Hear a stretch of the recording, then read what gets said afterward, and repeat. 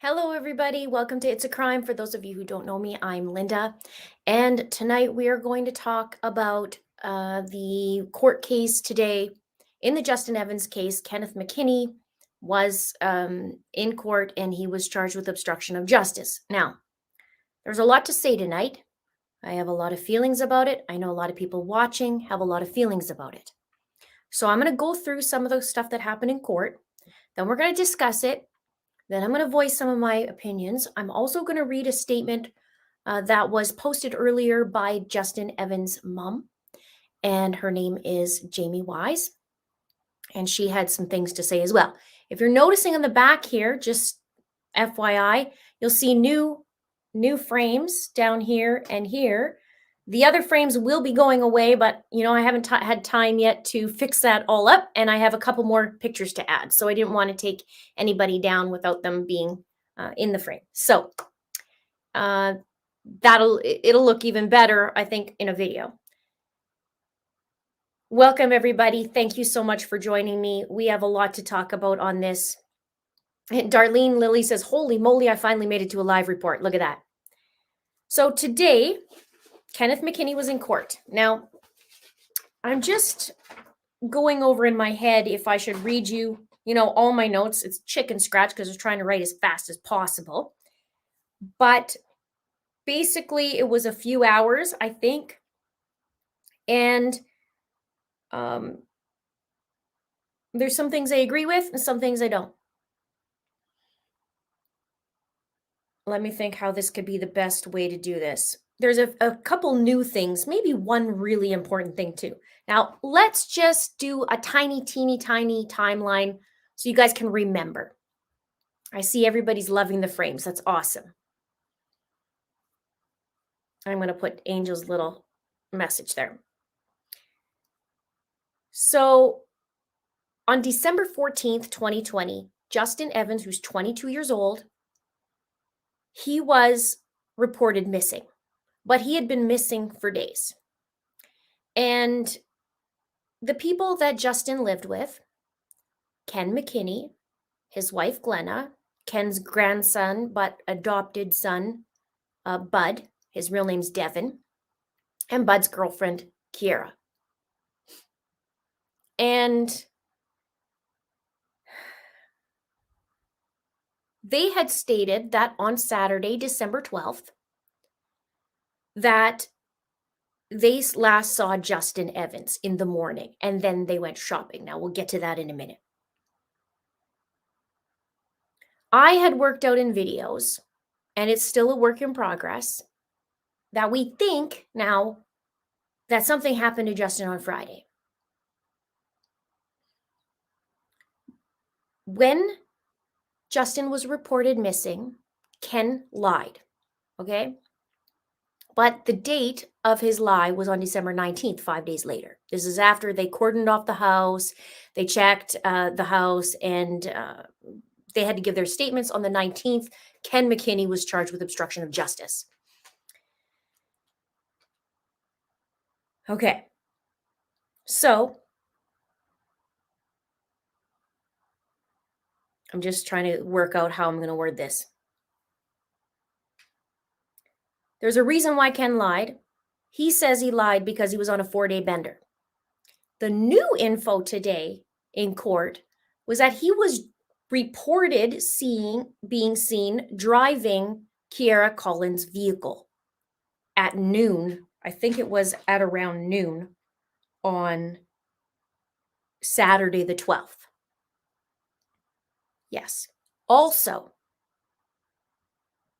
when Ken lied, according to the court today, he lied about his whereabouts in the afternoon of the 12th and said he was at a mall with Bud. Now, it said in court today that they once Ken was elaborating on his story, they got suspicious of his account, of his little story. And so they went and they traveled to the mall. They obtained video footage. And that's where they found out, obviously, Ken wasn't with them. Now, the 20th, which is a day after Ken lied, Bud provided a statement to the OPP, and they said he was distraught because Ken told him to lie when he goes and sees the OPP, and to lie and state that he went with Ken to the mall on the 12th. And he and Bud refused to take part in the lie and told investigators. Now, I want to back up 1 minute. If Ken lied about the afternoon, going shopping in the afternoon with Bud, where were they in the morning? Because Bud and Kiara said they left at 7 o'clock in the morning. So I'm curious, if you're going to corroborate a statement or try to, why would he say he was gone all afternoon and not all day? Number one. And I agree that he didn't go to Barrie, but this is just something that came up. I was like, well, wait a minute. Why aren't you lying about the whole day? Why are you only lying in the afternoon? And I'm curious as to what the hours were at this point with Bud and Kiara at the mall. Because remember, there was 4.2 versions of the truth. Why is that? I will get to another statement in a minute. And I'm just looking up here. And if, oh yeah, okay, so people are asking questions. Sorry, I'm trying to get to all of you. I do see a super chat coming in. Above and beyond ancestors reading. Fellow Canadian, thank you for bringing us this, my fellow Canadian. Thank you so much. Thank you.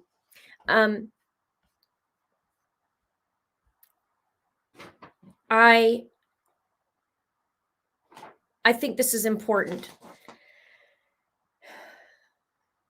There's a lie. Why is there a lie? Ken says in court, okay, that he was on a 4-day bender. He was on a 4-day bender and didn't want to reveal that to the police. And he at the time denied driving Kiara's car. However, he did not deny driving Kiara's car today. They asked him, do you deny anything in here? And he said, no, everything is true that they said. Okay, so let's just talk about that. So we had wondered which vehicle they took that day. So I'm assuming at this point, because it's just a guess, I don't know. And we know we're not going to get the truth from anybody else in that household, in my opinion. How did he get keys to Kiara's car? Did she give them to him? Does Kiara usually keep it in her purse? Did he take the car and drive it? What happened there? And why is he driving Kiara's car? So did he give Bud and Kiara the truck or the SUV that he drove? I'd like to know about that. Dina says, love your digital pictures. You guys love it. Okay, awesome. I'm so glad you guys do. Okay, so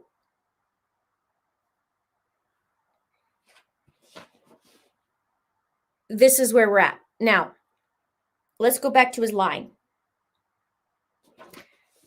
Okay, so they started off with saying Ken is 70 years old at the time. He's now 71. His birthday is 1 day apart from Justin's, minus a bunch of years, obviously. He lived with Glenna. Bud was in the house. Kiara, Justin resided at the address. Okay. Monday, the 14th, Glenna contacted the OPP saying Justin was missing. They observed a large quantity of blood, which was in the shed. That was Justin's. Police were unable to locate Justin and did an area search. This is what they said in the beginning. They investigated social media of Justin's, insurance, cell phone, transport services, homeless shelters, and video surveillance, but couldn't find Justin. They deemed it criminally suspicious in the beginning, as you remember. They interviewed the Mckinney household and Kiara, and they had a video recorded statement. Now, here's what's interesting as well. I told you about them all. Ken actually had an opportunity in May to do a polygraph test, but denied, refused one, didn't want to participate in that. He refused to take part in it.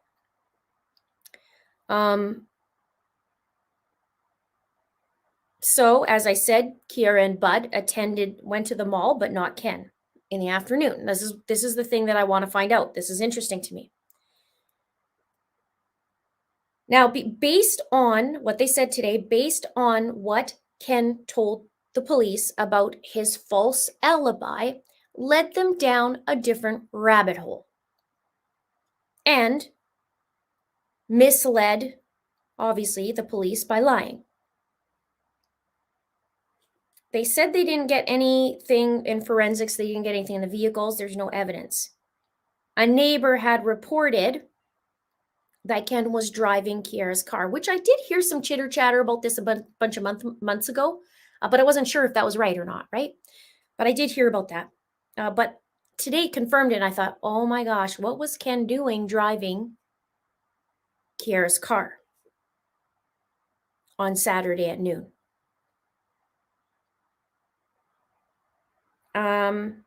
Then they brought up Lucas. They did talk about Lucas, who died on January 6th.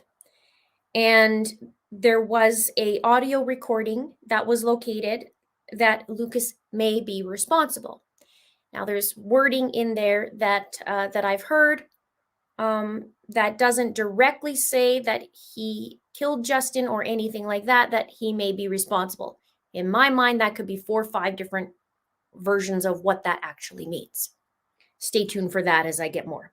And if you are watching and you know Lucas and you know something that went on, then you need to say something because this is torturous for Justin's family.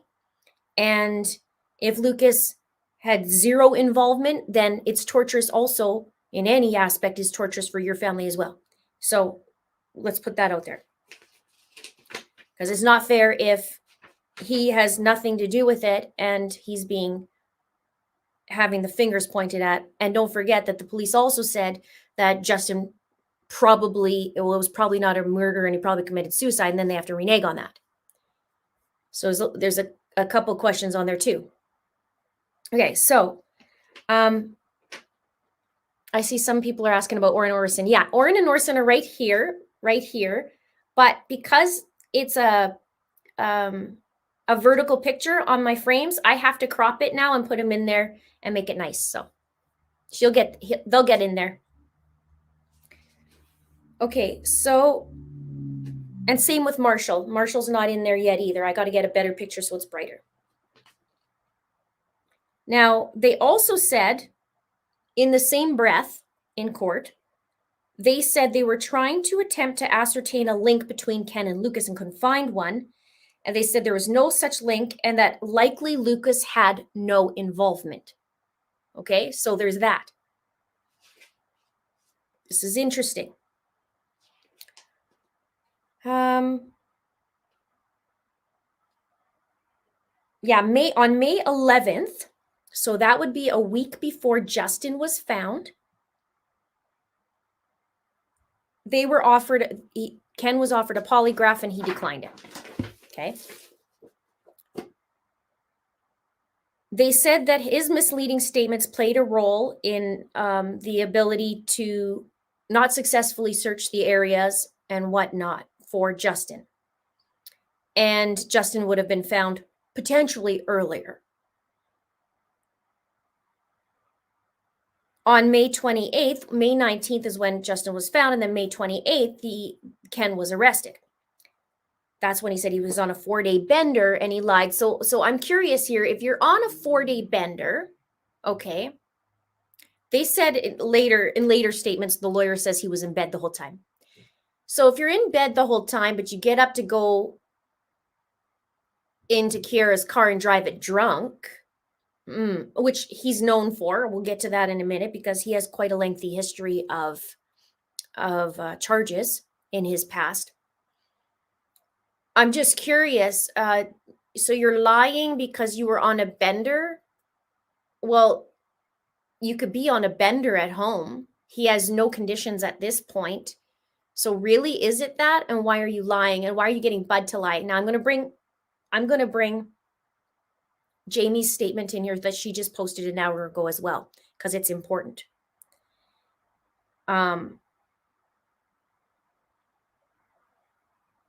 Okay, so I'm just making sure I'm dotting my T's or dotting my I's and crossing my T's here.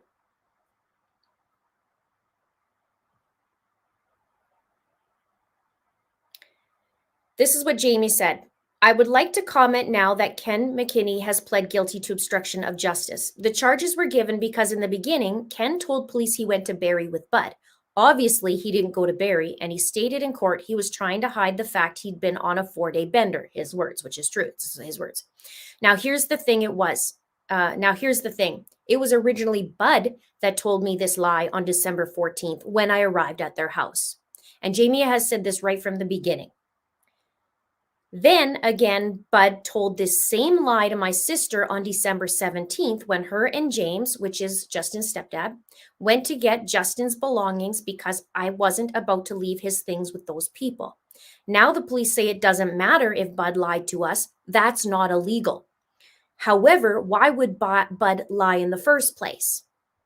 He denies having said this, but I remember that night he said it, and it matters to me. You only lie if you have something to hide. Justin was missing. There was a large amount of blood, and they still lied. And not only did they lie, but they also took pictures of the bloody shed that the best friend was in and died, and then mysteriously vanished and happened to walk to a pond when you can only live not even 6 minutes, but yet he did a 15-minute walk. Okay, get a little spicy.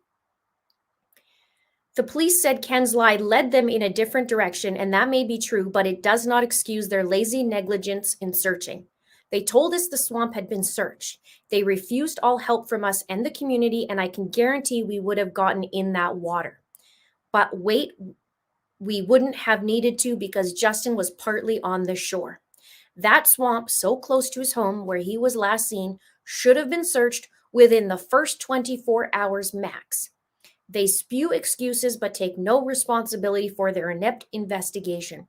The Crown Attorney in court said she consulted me in regards to Ken's plea. That's not true. She told me what they were planning to do, and when I disagreed, she said she can't imagine what I'm going through. What I'm going through is my son was murdered.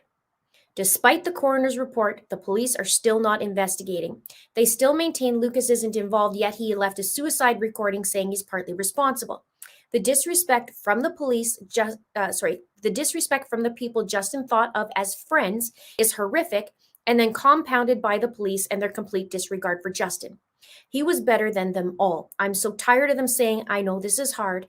You don't know anything. You disrespect my son. You disrespect his memory and slap us in the face with your excuses. Justin did not commit suicide. He was murdered, and you're letting them get away with it.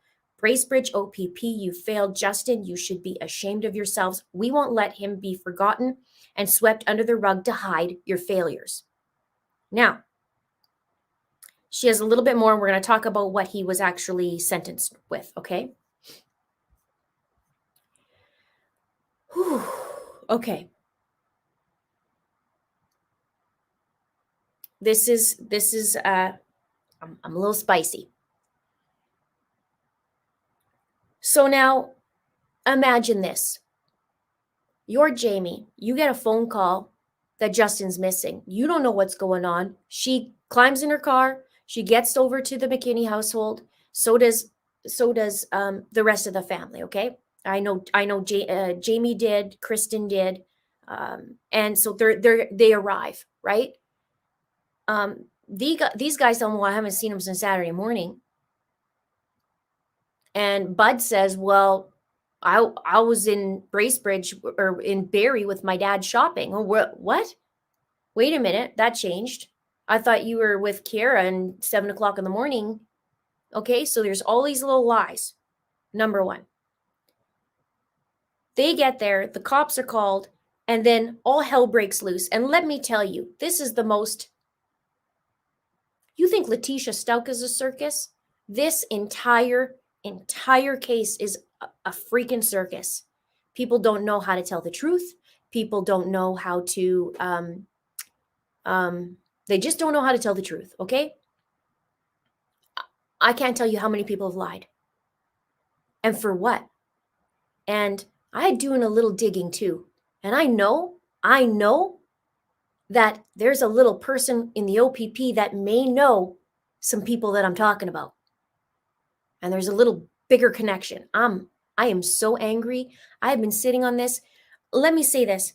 In 8 months, okay, I think it's 8 months since I've picked up this case, and I've gotten to know the family, and I've gotten to know the community and the neighbors. And Justin isn't my family member. I never even knew him, but I feel like I know him. You know why? I ask questions. I get to know the family. I know what he liked to drink and didn't drink. You know who doesn't know that? Ask the OPP if they know what he likes to drink and doesn't drink. Ask them. I've kept my mouth shut for quite a long time for a lot of things, and maybe not some. Some you guys know how I feel like, but there is so many bad things going on in here. I've already showed the phone and where it stayed and where it moved. Somebody got rid of that phone in that house. Who was it and why? And if Justin's just missing and he took a little walk, wouldn't he come back and get his phone? He was able to walk. The blood in the shed? Nah, no big deal. He just killed himself. No. Woosah. I love the family. Look at this. Algo says, the Wise family is just as sweet as the Valos. You get to know them even on a surface level and you can't but love them. The family are very kind-hearted people. I can see how Justin was the same, and I've got to know him that way. It's weird. I feel like I know him. I've cried with the family. I've cried without the family. I'm frustrated. I can't imagine how frustrated they are because I am very frustrated. I'm doing my best to try and bring some stuff to the light and with connecting the dots and doing what I can. But how can you do that when there's so many lies going on? The biggest cockamamie thing I've heard, okay, is because Ken's 70, he probably couldn't have, moved the body. What? Why are you only looking at Ken? When you first start, yeah, you start at the home, and then you can work your way out. Well, why are you negating that? Why are you underestimating a 70-year-old man? Let's get to the next part. Let me tell you this. Let me read you the little laundry list of charges for Mr. Ken Mckinney. From 1969 to 1999, he was fairly consistent in charges with theft under. She said theft under. I'm guessing theft under 5,000. Theft under, she said, okay? Through till 1999. Well, that, my friends, is a 30 years of theft. Constant. Okay? Then he had an assault charge, a failure to comply with probation, and failure. This is where my chicken scratch comes in. Something else. He had 60 days in jail with a weapons prohibition for 10 years. Okay, so that would explain why he already has a weapon now, but they didn't say prohibition of weapons today. I'm assuming that would be applied, but I didn't hear that. Okay, 2016, he got an impaired for driving, and he had a $1,500 fine and 1 year no driving. Okay, apparently if he's on a 4-day bender, he didn't listen. It was only 1 year no driving, but you'd think you'd learn your lesson and no driving, but apparently not. So then in court, they read the victim impact statements from Jamie and also from Kristen, and it's really sad. Jamie was explaining how Ken chose to lie, create a false alibi. She lived 5 months and 5 days not knowing where her son was located. And she had a hard time, she has a hard time coping, okay? And her loss is inconsolable is what she said. And I can't even begin to imagine. I'm a mom, and I can't even imagine. I know that they're going through hell. The family members that I do talk to in the cases that I cover, it's absolutely, it's awful. It's heartbreaking. I can't even, I can't even explain that. It's not fair and it's not right. And to top it off, these are people who've known the family for years and years and years and years. And just lying like that, what they've sent the cops on and the family is just, it's unbelievable. I'm not even done yet.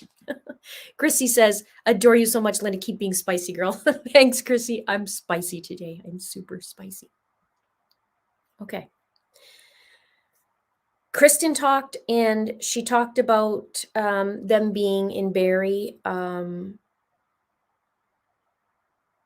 She wondered why, why they lied, what made them lie. It was more important to lie than to tell the truth. And she talked about the wrong path. She said, we don't know if it could have changed the circumstances if, if he was found sooner or not, but, she said he was caring, outgoing, loving, and sarcastic, and he'd be there for anybody in a heartbeat, and they weren't there for Justin. And Ken should be responsible and held accountable. And then at that point, after this was read out loud, now this could be something very honest. It could be he just couldn't hear, but this is what I heard. I couldn't hear everything that was being said, is what Ken Mckinney said. I heard most of it, but I couldn't hear everything. So it could be just something it could be for real, right? But then you're just like, oh man, that spot. But the lawyer did go aside and re-go through these victim impact statements. Obviously, that's the most important thing, right?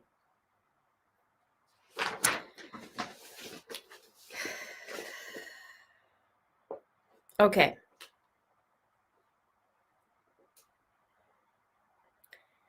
They talked about him having a fairly significant record, crimes of violence. They did went through the list. And they talked about how, because he's 71 years old, he is in a vulnerable group age, right? Because of COVID and all that. So they're taking his health into consideration as well. So they're being very fair, I think. And they talked about it being a difficult case. Now, here's what he got.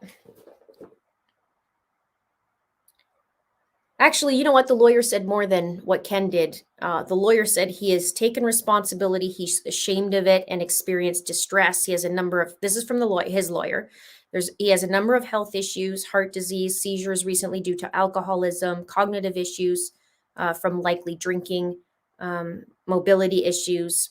He's cared for by his spouse, which is interesting because that twisted saying, he takes care of Glenna. He talked about a multi-day bender. Now, one of the things I will say is Ken did try to plead guilty like way before. He did. He tried to plead guilty like months ago, but they kept changing. He's like, I just want this over with. But I was thinking about that, and I was like, I can understand how he wants it over with. He wants this nightmare over with. How about Jamie and her family? How about them? Because they can't wake up from this nightmare. They can't. So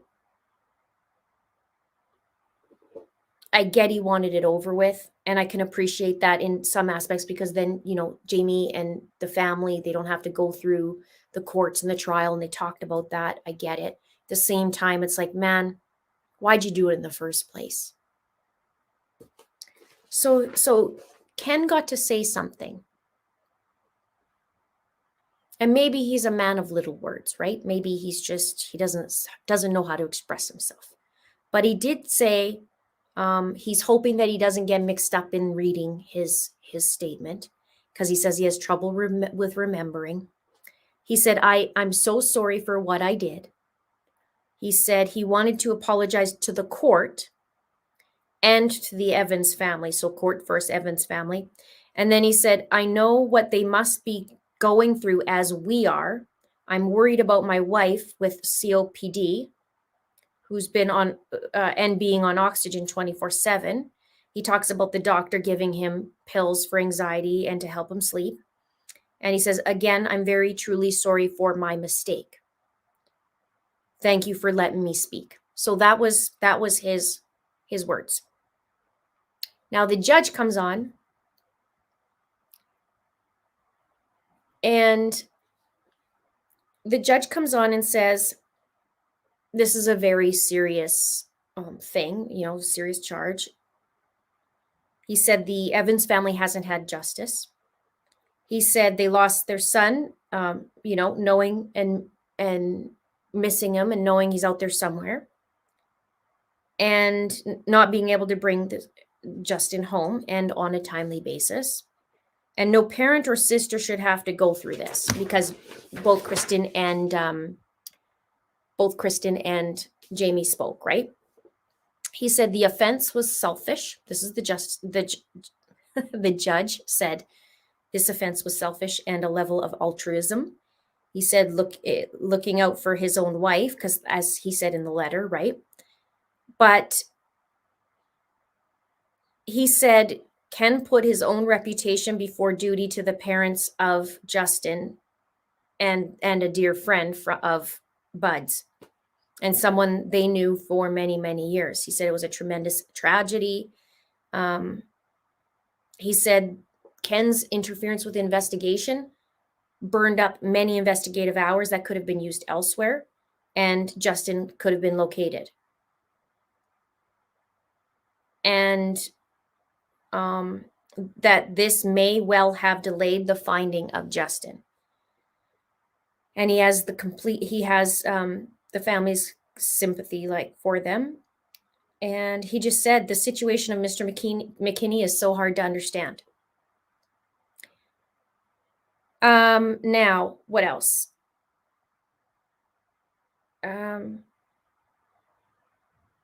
He's given, okay, here's what he ends up being charged with. Finally, you get the charges. He is on 6 months house arrest instead of being put in jail. So 6 months house arrest. He's to report immediately within 2 days to a supervisor, in the next 2 days. And court was today. He is to reside at his current place and not change it without approval. Of course, that makes sense. He has to stay in his residence 24/7, except in a medical emergency, whether it is himself or a family member.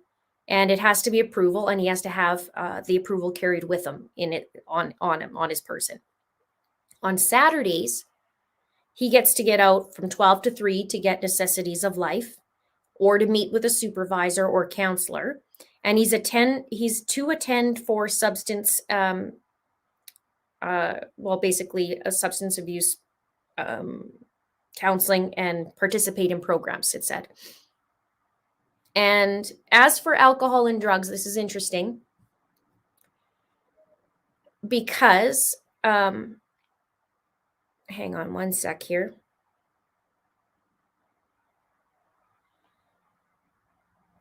Okay, so as for alcohol or drugs, he did say it's really concerning, okay? Because if you're in jail, you can't drink, right? You can't drink. And Ken is an alcoholic. So he said it was concerning. This is what the judge said. He said, with a true addict, he was talking about being compelled to self-medicate and, dull the pain or this kind of thing, plus the physical addiction. And then compared it, if you did go to jail, you wouldn't be able to drink. Although he did say that sometimes about smuggling. There's some things sometimes happen in jails. So he's not to possess or consume alcohol, substances, or meds. Only time he can have it is obviously prescription medication, he said. And he's to stay 50 meters, what is that? Basically on his property and at all time. No contact with the family except if they request it, and it has to be done through the supervisor. And they were going to say about a letter apology, but because he read the letter of apology there, they're going to drop it. And if he violates this whole sentencing, then the rest of his sentence is in jail. And Ken said, I understand. He's supposed to pay $100 as well in 90 days. And it's interesting because he said at the end, the judge really said, you know, think of this as your penance. And, when the urge comes, don't drink. He said, think about this as being, for Justin, that you don't do that. So it's really important. And I think the judge had some really, really good words. That's my opinion. I thought, yeah, I mean, you can hear it that he was saying, listen, I don't understand why you did this. He literally said, I do not understand. I think what I said was, I think that's exactly what he said. Something to that effect.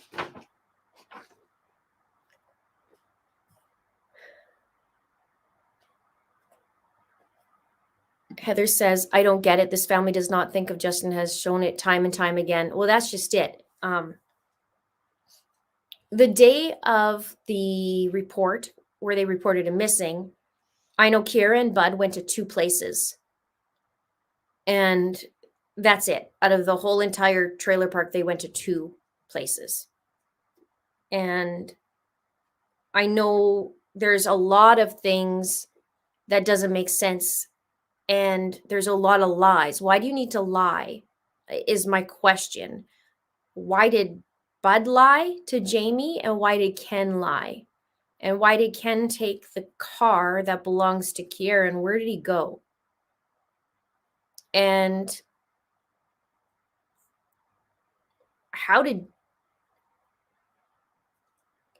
I don't know.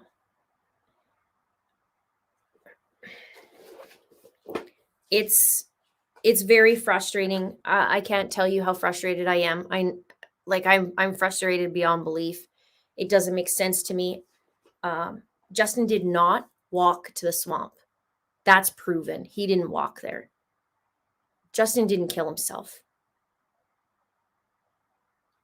And his autopsy report stated that although there were lacerations to his wrist, they were not enough to kill himself. Okay, so my wonder was that postmortem? And I saw the shed, and it was something that, let's just say, well, I cried for hours after it. It was full, this shed. And there's other things I know behind the scenes that this does not make any sense to me in this whole entire investigation. And you know what? Sometimes it won't, right? Because the cops could know more. But I question things. There's things that some people know a couple days before the whole public knows. Why is that? And Justin had a phone. I proven that, where that was the whole time and didn't move, except for when and it was plugged in. I proved that. And then all of a sudden it wasn't. So where did his phone go? Where did his earbuds go that he was listening to his book? Where did that go? Why is there someone taking pictures who was in the house, taking pictures of a shed full of blood and distributing them? Why is that? Why is there a neighbor who died 3 weeks later? Why was there an audio recording, but maybe not a recording, but it was a recording, but it said this, but maybe never said this, but said that?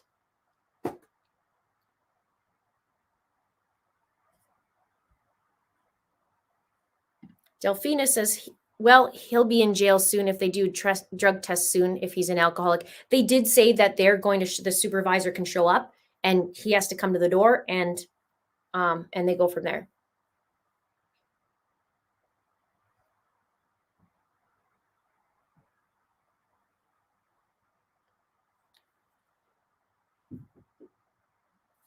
Yep. Someone inside the house took those pics. Yep. In fact, it was first said that Bud took the pics, and then Kiera picked up and said she took the pictures of the shed, and it's full of blood. And that's the first thing you do, not run to go find where Justin is. I just have a problem with that. I really do. I don't care what anybody else thinks. I've seen what I've seen. I know what I know. I get little birdies telling me other things too, which I'm short, okay? And things don't add up at that household. And if anything, where did Justin's $600 phone go? Because nobody else had access to the house that I know of, except for the people in the house. So where did the phone go? And where did the earbuds go? Because Justin didn't walk with them. And why is Ken asking or telling, why is he lying and saying he was in the afternoon with Bud? Where were you in the morning? Where was Bud in the morning? I thought Bud and Kiera went to Barrie. They did go to Barrie. Well, how long did they go to Barrie for?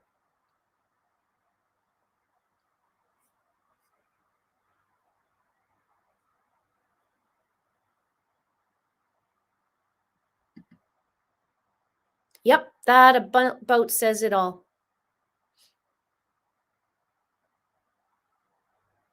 It's not good. And here's another thing that has been bothering me, and this is my own opinion. And maybe you guys can tell me, if you have a friend for 20 years, okay, since kindergarten, so 17 years.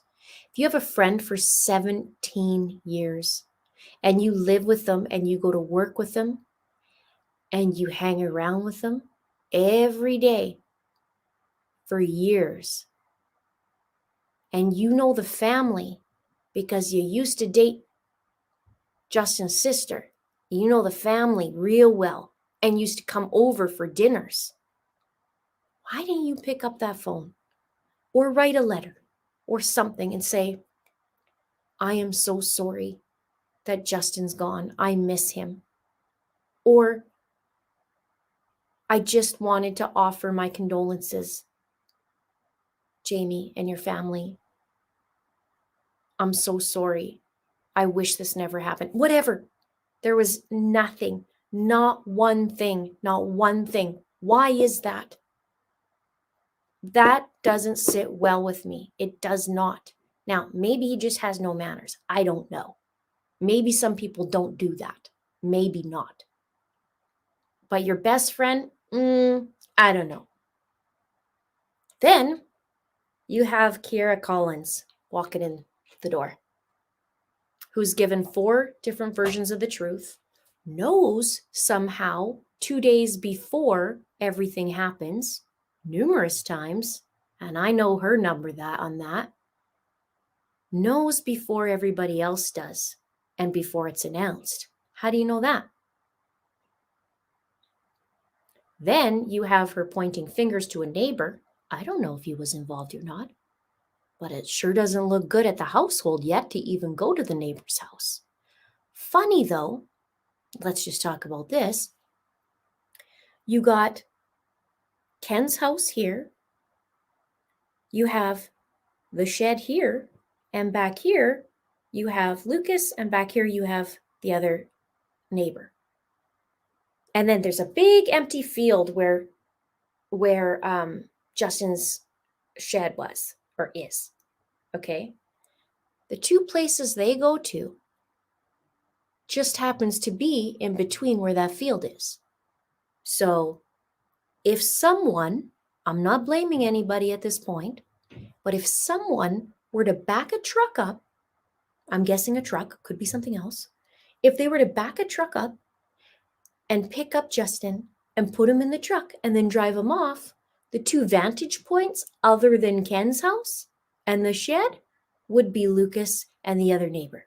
It's interesting to me. It's just interesting. Just interesting. Nowhere else. Just those two places. I don't know. My best friend, I'd be like, what? I'm asking at least go to on the block. Why not any longer? I don't know. I don't know. Is that unrealistic? Is that unrealistic?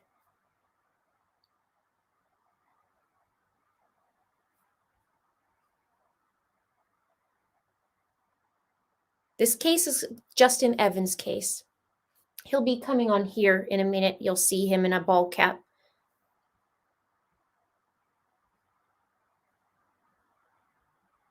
So I've laid out a lot of the little things in the case. His phone not moving, odd behavior, taking pictures of a shed. I know someone was in that shed. I know someone was in that shed other than Justin. I would like to know what was being tested in there at this point.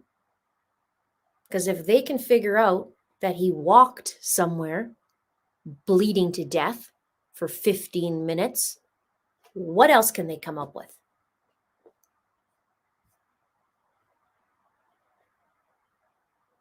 He got 6 months. Deb says, please recap why he got 6 months. He got 6 months because he obstructed justice. He has a charge for obstruction of justice.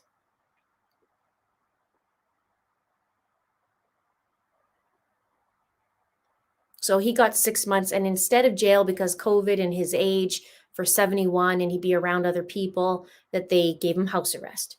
So they gave him house arrest. He actually got a pretty good deal, I think. Could have been jail. Instead, he got to stay at home. And he does have access to alcohol. Hopefully he takes what the judge said and doesn't do it. I hope so, but we don't know. I don't know.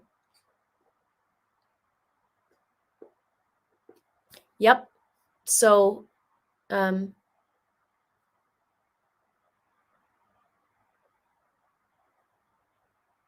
hello, I made it to a live. Nice to see you. So,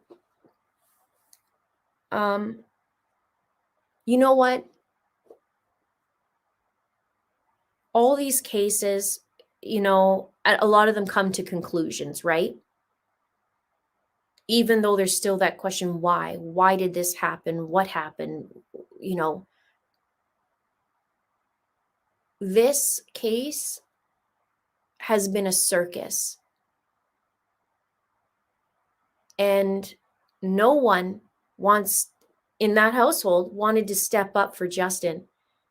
And yet he was the guy who stepped up and stood up for Ken and stood up for Bud.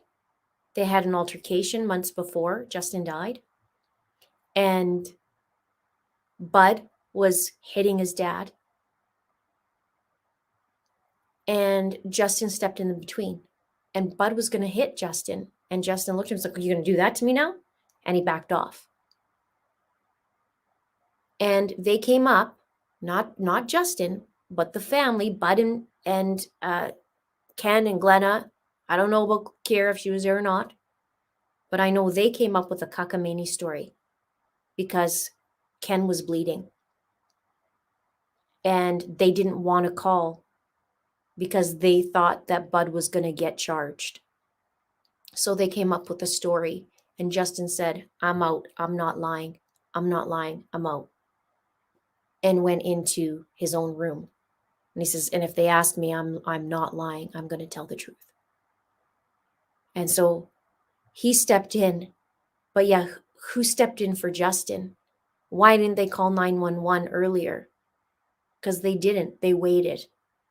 They waited to call 911. Why would you do that? Something to hide? I don't know.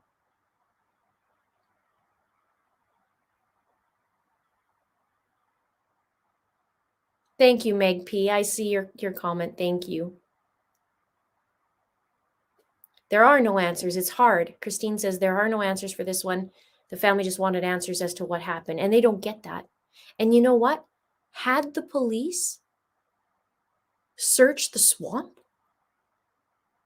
side note, if Justin wasn't moved, they would have found Justin. But they didn't because they guesstimated Ken's whatever involvement and thinking, oh, maybe he wouldn't move, maybe he can't move a body. Well, I doubt one person, there'd be take a very, maybe The Rock, maybe Dwayne Johnson could move a body. But the average bear to move a body when they've died is very difficult. And you got to do it without getting caught. So this BS that Justin walked to the swamp is just that, a load of BS. Just like he killed himself? No, he did not. He did not kill himself. And now you have Kiera putting out a theory that Justin was gay to point the fingers over at Lucas. We don't know if he's involved or not. We know he died. We know he died by a train, which his friends say that that Lucas wouldn't choose that method to die because he'd be worried about the train conductor. And it's interesting that Lucas is described very similar to Justin. Now, if Lucas was involved, there's a problem. But my question is, if Lucas was involved, and this is going to take some time to think, if Lucas was involved, where does Ken come in, and where does Kiera's lies come in, and where does Bud come in? Because my understanding, they don't even talk, except for when they went that day to go check out Lucas. So how is that? And if he isn't, and if Lucas was involved and he did something, then we need to know that, right? The family needs to know that 100%. Not maybe, kinda, there was an audio, we're not sure what's on it, he doesn't really say him, which is interesting because my understanding was Justin's name was never even mentioned on the audio. Now all of a sudden on the autopsy, his name is mentioned on that. So which is it? Where's the actual recording? Where's the script? Let's see it.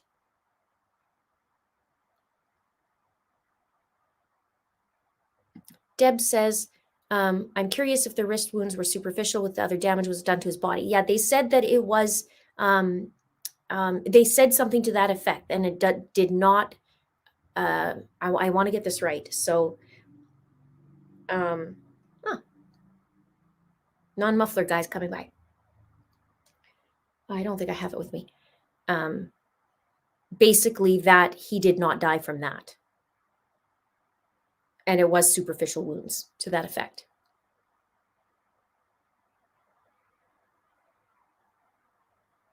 So maybe Lucas saw something, but here's where I was thinking, okay, if he was responsible or felt responsible, did he feel responsible because he did it? Did he feel responsible because he introduced him to somebody? Did he feel responsible because he saw it and didn't say anything? Did he feel responsible because he was supposed to hang out with him that night and didn't and couldn't? What does that mean?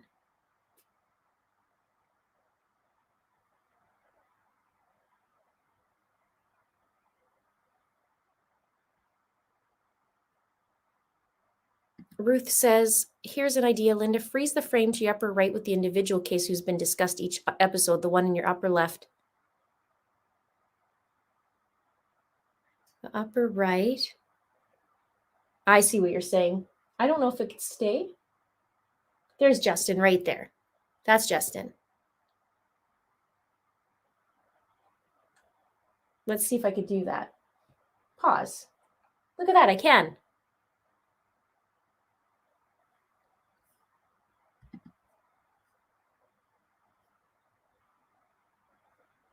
Warm Heart says, I would bet the cuts to his wrist were postmortem to make it look like a suicide. I think so too. That's my own opinion.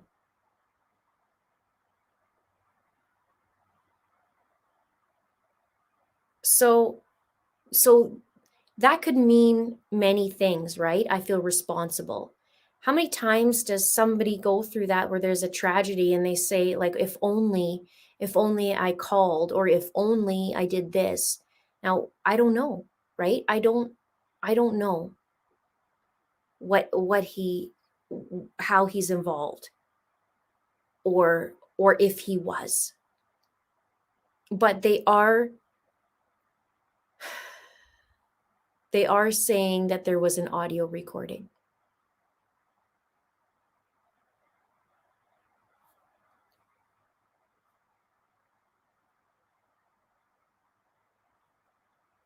So I'd like to know obviously more about that. And oh, is Jamie in here?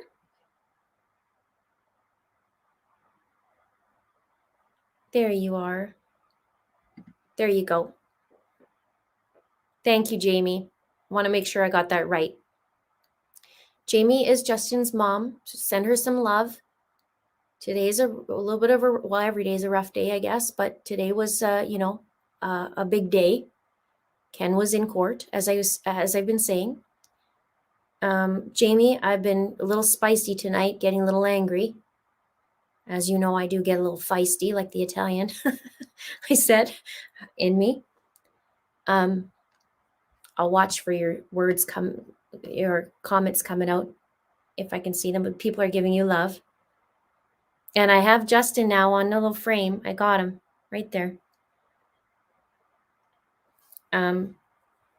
It's very frustrating. And I'm not going to let this go. I told Jamie that already.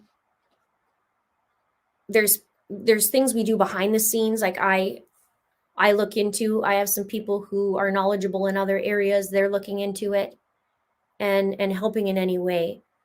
And I think this is a community, if the community's watching and there's, any deviations from the sentence, meaning if you see Ken Mckinney taking freedoms, then report him.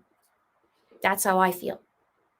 I think he's got a pretty good deal out of this, to stay home. And okay, no alcohol is going to feel like crap, but ask Justin how he feels. Oh yeah, he can't. So I'm a little bit,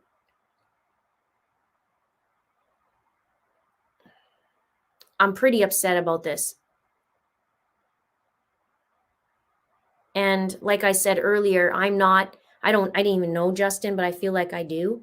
And getting to know Jamie and her family and how they feel, I feel like they're my family too. I cried. I do cry.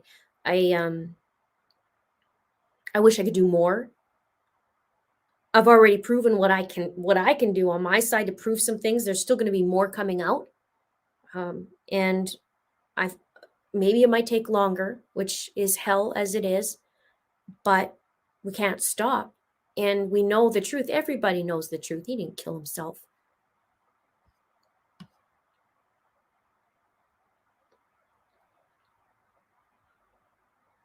Everybody says we'll be watching. Okay, see, okay, we got people on watching. Thank you, Doreen. I appreciate that.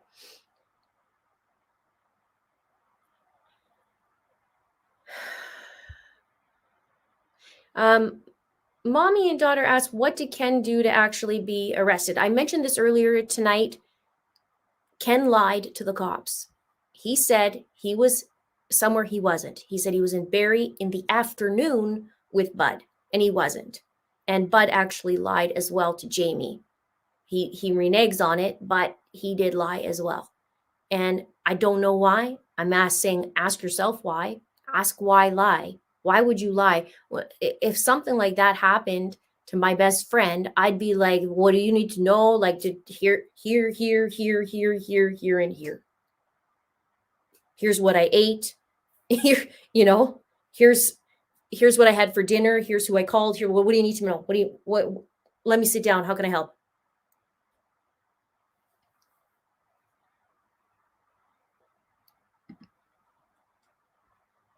Muskoka mommy says, Jamie and Kristen, so much love for you and your family. We're here for you and we'll stop seeking for justice. Yes.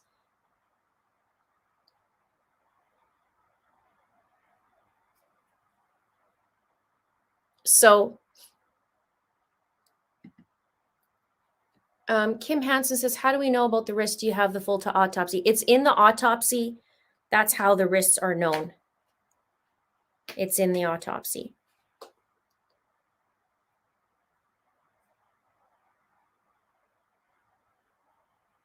So it's really hard. It's hard to make sense. April says you get spicy. Nice to see you, April. I haven't seen you in a while. You get spicy. I do get a little spicy.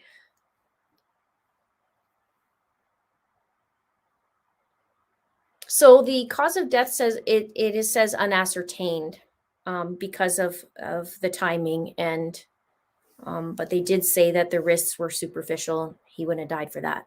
And from what I understand and what I saw,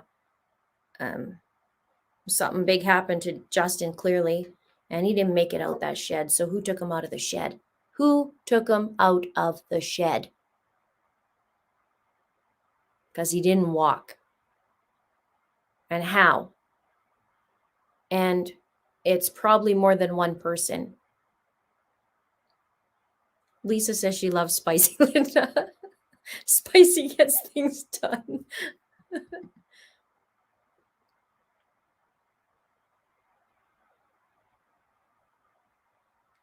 So Candace makes a good point. She says, I'm behind, but re Ken's age. Most of our US presidents are in their 70s. Being 70 does not mean you're helpless or unable to commit a crime. And apparently, Ken likes to commit, in his past, many crimes for 30 years of theft, and then an assault, and then also drinking and driving beyond. He was like severely drunk, from what I read, and then he was taken away. He couldn't drive for a year. So I don't know. I don't know about the 4-day bender. Like, if you're gonna lie about a 4-day bender, he wasn't in trouble. So why would you lie? What would that accomplish by lying? I don't believe that. I don't take a polygraph. He won't do it. And I understand you don't have to, blah, blah, blah, blah, blah. But still, it's just like, if you're on a 4-day bender, who, like, I get you're ashamed of your drinking, but you're lying for something else. Why is that? Why is Bud lying? Why is Kiara lying? Why is Kiara posting for Bud? Kiara did lie. We can't ignore that. Why is that? Why do you need to lie about Saturday? Why do you need to lie about Thursday and Friday and Saturday and Sunday and Monday?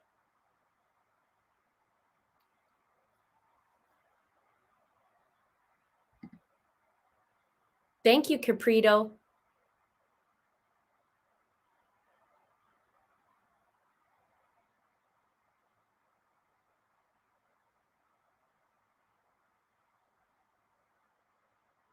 Could it be that they asked Lucas for help? He got there, saw what happened, either forced or refused to help. He was a witness and they had to get rid of the witness.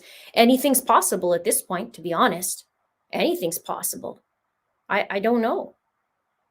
I don't know if Lucas saw something. I don't know if Lucas was told you have to do this recording. I don't know if he did it from his own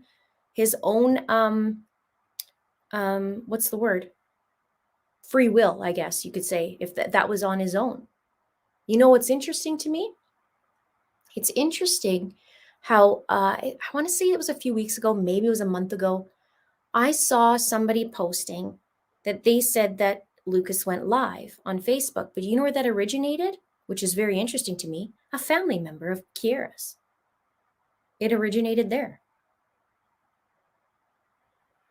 So it's super strange that would originate there, kind of like Grindr. That originated from Kiara. The only person who ever knew about Grindr was Kiara, and that was on his phone, but it wasn't on his phone. That was a lie. Why are you lying? To get the heat off the house to a dead guy who can't speak for himself? Or do you know something? You know what I mean? This is just like, there's something not right. Of all the cases that I've seen, like, this tops it in the amount of BS. Even Barry Morphew doesn't even have enough BS as this does with the circus. And let's not forget the memorial where Justin's memorial is, someone stole from there. And the two things they stole was the sign that said, "Where's Justin's phone and where's his earbuds?" And OPP failed Justin. Two signs. And where was it found? Right where Justin was found. Who knew that? Not many people knew that. I know that. And I'm over in Alberta, so can't be me. The family knows that. They're not going to take away. Guess who else knew that? And a dead guy, meaning Lucas, can't go steal that. So who's doing it? Not Lucas, not Justin. Who could it be? Can the family request or solicit a new autopsy to be performed? I will do that, assuming he was not cremated. Thank you. Are you okay? So, he was cremated. I don't know how if they do second opinions or how that works. I have no idea, especially in Canada. I don't know if you're in Canada, but we're in Canada, and that's something that obviously the family would have to look into, or I could find out the details of that. But I think the coroner may be questioning a few things too. That's just from my opinion, because there's just some interesting things.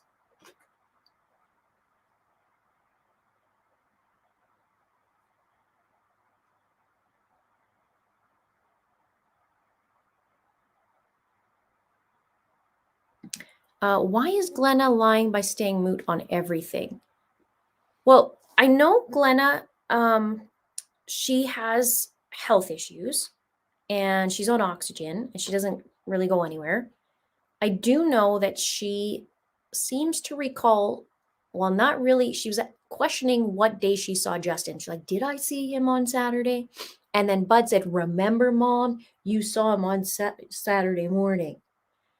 And I know that.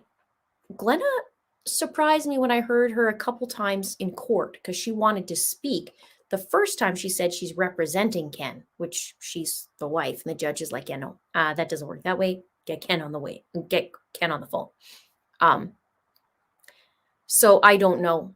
I don't know exactly the scoop with her and what her statement was. I don't know.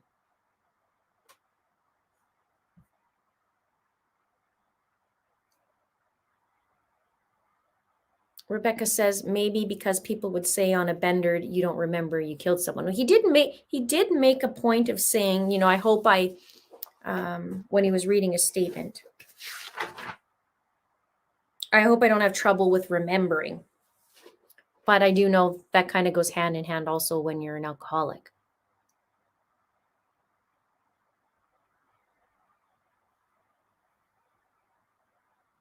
Lola says it's never just a 4-day bender. Working at a rehab facility, there's always more than a 4-day bender. Well, that's just it. So, and if he's on a 4-day bender, he's also driving because it was reported that he was seen driving Kiera's vehicle at noon on the Saturday, the 12th, which is when Kiera, but he said the afternoon. In the afternoon, Ken said he was with Bud. So why isn't it all day? If Bud and Kiera left in the early morning after 7 a.m. to go Christmas shopping, which I have a whole video on that, why didn't Ken say, if he's going to lie, why didn't he say, I was there all morning and afternoon with them shopping? Maybe they didn't go in the morning. Maybe that's a lie too. Everything else is a lie. Literally everything else. And I also caught I also caught Kiera lying about dinner. She said that's not out of the ordinary, basically, for Justin to not show up for dinner, which the family confirmed to me, meaning Jamie and family's like, no, he woke up, he ate dinner, he went back. He's 22 years old. This kid's going to be hungry. And she said that in the statement, it's not unusual for him to skip dinner. But in her interview, she said, yes, it is weird for him not to show up. So there's inconsistencies throughout this whole thing. But there's no obstruction for justice. You're tampering with the crime scene. One of you is. So, where's that? No? Nowhere? Why is that?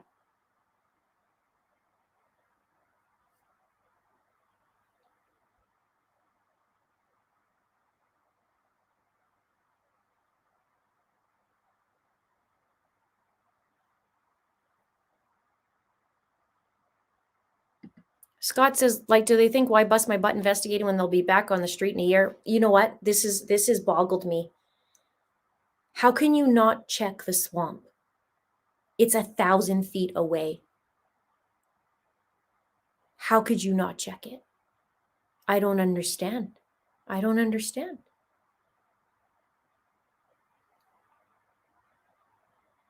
Shelby says, where's the mall video surveillance? They just mentioned it in court today, saying there is surveillance of Bud and Kiera. So I don't know.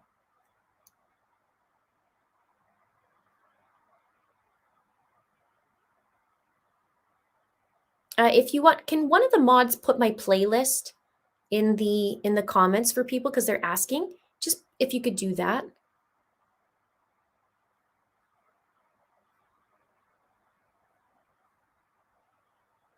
Here's the other thing. This is good. Mantis says, why did the police not take anyone's phones? They would have found the photos. Here's what's interesting to me. Okay. And maybe, maybe this is their protocol. I don't know. Maybe we got to find this out. So Monday afternoon, the cops are called, and it's snowing out this day, okay? It's like storming, all of a sudden a blizzard. It was nice the week before, kind of hovered up and around that zero, actually above zero, and then it decides to snow. Big blizzard on Monday afternoon. And cops arrive, and something that was interesting that Kiera said was she was allowed to take her chargers because they cordoned off the house and they cordoned off the shed. Well, why would you be able to take your chargers if it's deemed criminally suspicious right away? Why would you be able to take your chargers, which means you're able to take your phones? And Glenna and Ken went to a hotel, but Bud and Kiera went to her parents' house, which they live in the park. So isn't that interesting?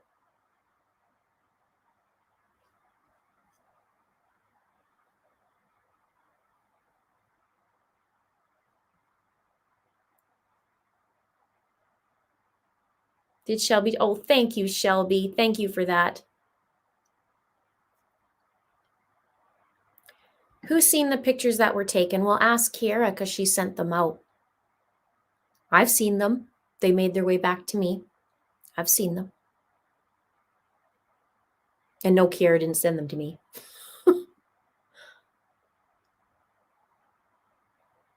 But let me also tell you this. She also sent, she must have been proud of her post in the gay post. She was very proud of it because she did forward that link that she did her Facebook post to several people. And in it, she said she was happy. No, let me rephrase that. In it, she said, basically, she's more relieved, or Bud is more relieved, that Justin killed himself instead of being murdered, because that means he did it on his own free will and it was his time to go. Who the hell says that? I can also say, and I'm taking the gloves off. They're going to come off. Like, they've only partially come off. The gloves are going to start to come off because I've seen things that are pretty disturbing in terms of timing on things, and taunting. And there's also some items missing that I'd like to bring to people's attention soon at the right time. And I'm just noticing a lot of things, and I'm connecting the dots, and I still haven't left the home yet. So I'm not sure what's going on. I'm not sure if it's a case where, I don't want to, I don't know, just don't feel like doing this, or what happened. I don't know.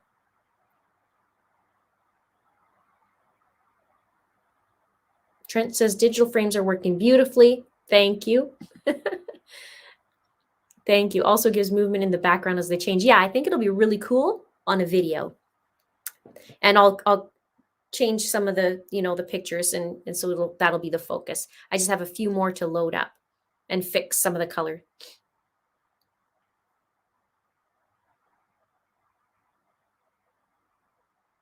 Exactly, Leah.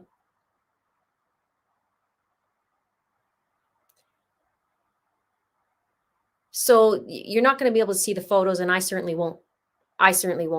Share them. So, but just know there's more to sift through. And yes, thank you. Miss T makes a great point, and I want that too. We need more of Lucas's timeline. If anyone out there can fill that in between December 9th and January 6th. And I was going to get to that too.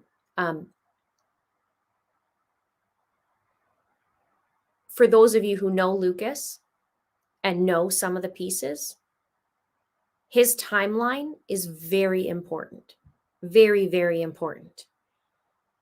And if, obviously, Lucas can't speak for himself. And the suggestions here, not by us, but by law enforcement, was saying that there's an audio that suggests he was responsible or partially responsible, whatever that means.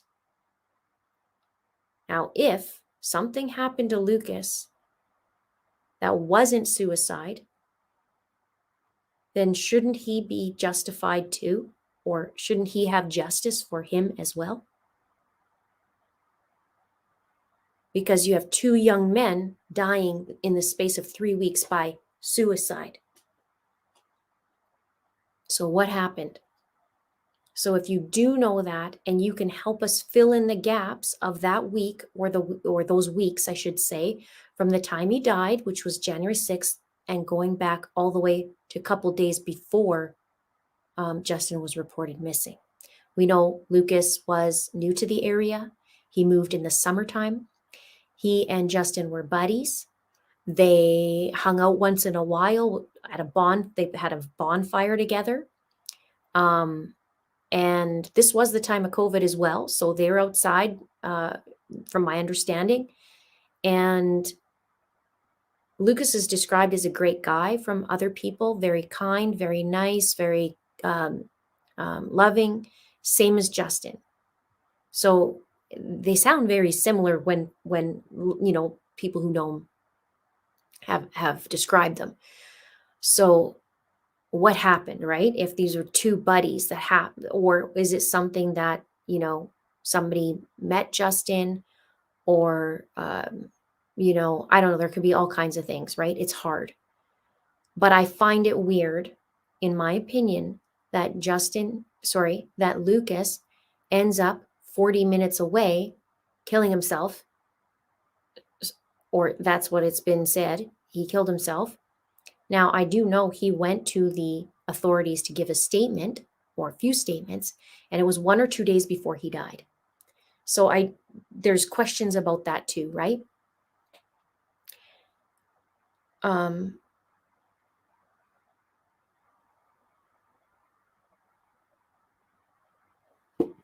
And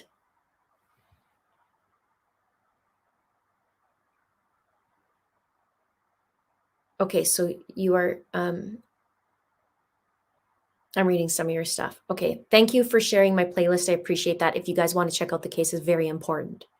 And Justin needs justice, because right now, as it stands, there's people getting away with his murder, or person. Someone killed him. Who was it? So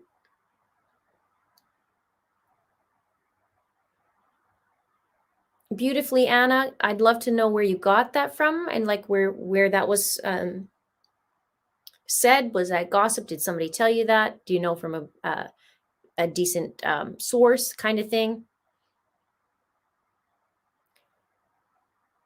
Carolyn says, I'd like to know where Kira and Bud were when Lucas died. I don't know. I do know she was posting to Facebook an hour after he died. I do know that.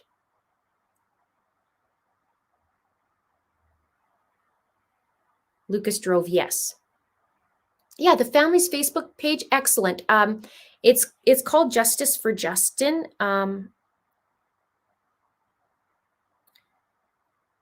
And maybe somebody can do that. And post that if you can with the page. That'd be awesome. Multiple people. Can you email me that beautifully, Anna? I would appreciate that. Thank you, Will. I'll let him know.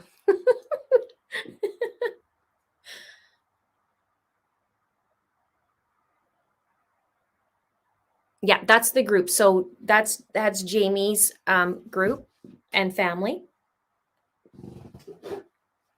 Hang on, I'm getting caught up in wires and all that.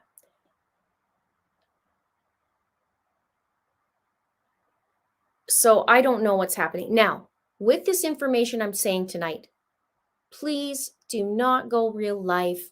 Do not go to their house. Do not go do this. Do not go do that. Just keep this information and hear me out. No need to go real life and do anything to anybody, okay? I do need to state that. Don't do that. It's not classy, okay? Not fair. But the truth is going to come out. And we're going to figure it out. Faith loves the, thank you. I'm glad. Thank you.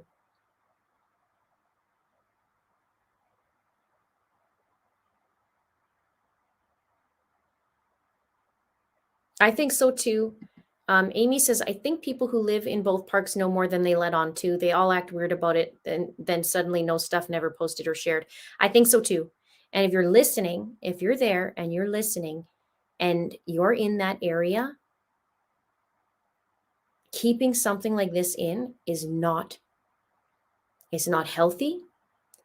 It's not right. It's not fair. And if you're worried about your safety, do it anonymously. Tell it anonymously if you're worried about your safety. I know everybody's worried about their safety in there. Why is that? Why is that? So if you do know Lucas, please, please, please help him by doing a timeline and help with the timeline. Please do that. Because something's not right there either. Meaning, it's pretty peculiar as to what went down. Now, there's another thing that was said, allegedly, that Lucas said, and it got my back up. And the reason why is the words that were used seem to match a post from Bud Mckinney years ago, okay? Years ago. But it's very similar. Why is that? Coincidence? I don't know if I believe in coincidences. I just find it very eerie. It's very close to what was posted. That's a little too close for comfort to me.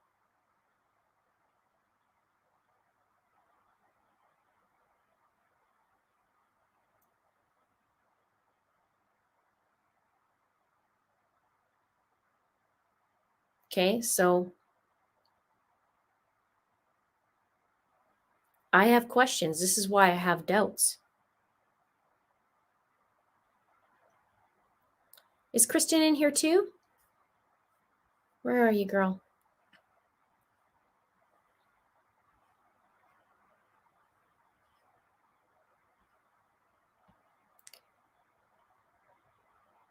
There you go. Thanks for sharing that Facebook page for them. Current OPP case status? Well, the investigation remains open because cause of death cannot be ascertained.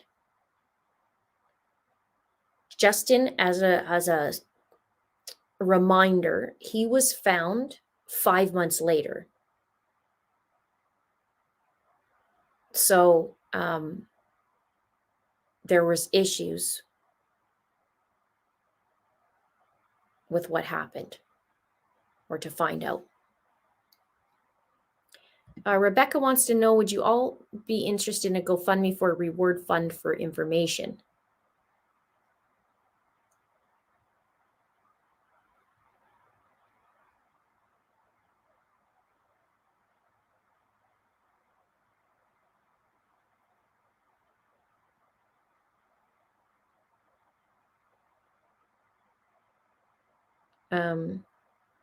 Yes, technically Ken is Bud's grandpa biologically. Raised him though and called him dad. Yes. My email is itsacrimeandashame@gmail.com. There you go.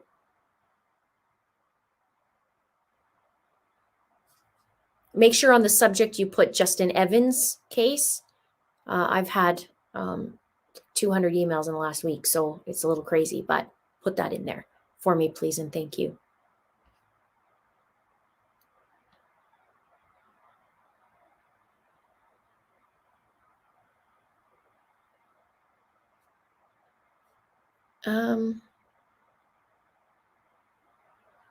I feel like Lucas may be the key in this entire mystery. He may have been the person that took Justin's phone out of the house during the disappearance search and mayhem that followed. Okay, interesting statement. He might be the key. Absolutely, he might be the key. I don't know that he could have taken Justin's phone out of the house, only because how would he get in? And there's 4 other people that live there. So whoever was in that house got rid of that phone.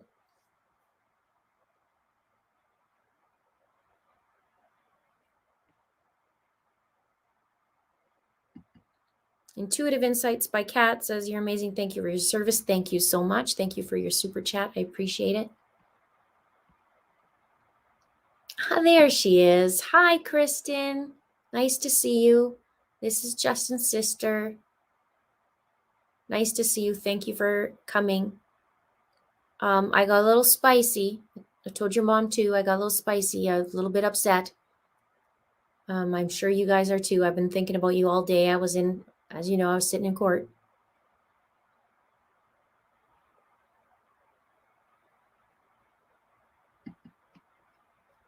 And a little spicy. Mary Kavanaugh says, Miss Linda, past history has shown us people who commit crimes like to keep mementos, which is very interesting that you said that, because there was a memento shown, in our opinion, many's opinion, in pictures in February, 2 months later, which is not explainable, and there's more lies. Very, very good question. God forbid you feel like suicide is necessary, but why would Lucas go almost a half hour away from home and choose that method? I don't know. I don't know why that would be. I do know that from what I've seen and like dug into, that he was bought a brand new bike. He was very excited about the year. He even posted first bike ride of the year, which I questioned, if you're going to kill yourself, why would you say first bike ride? You know, like instead of just a bike ride, but it was first bike ride, which means you're going to have more. And that was very close to when he died. Very close to when he died. But that same goes for Justin. Justin didn't have suicidal ideation. Justin wasn't suicidal. And something bad happened to him in that shed. And I can't even believe they would even suggest it. And suggest it before the autopsy was even done.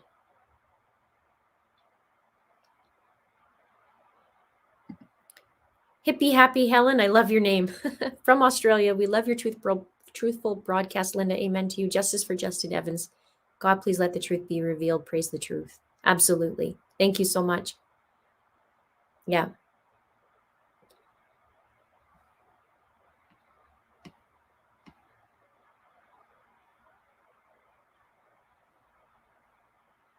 I'm making sure I don't miss your comments there, Kristen, but sometimes it's hard. There you go.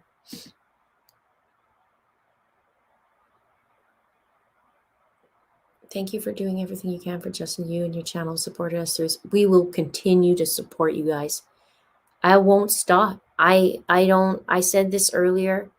I didn't know Justin, but I feel like I did. And I feel like I do.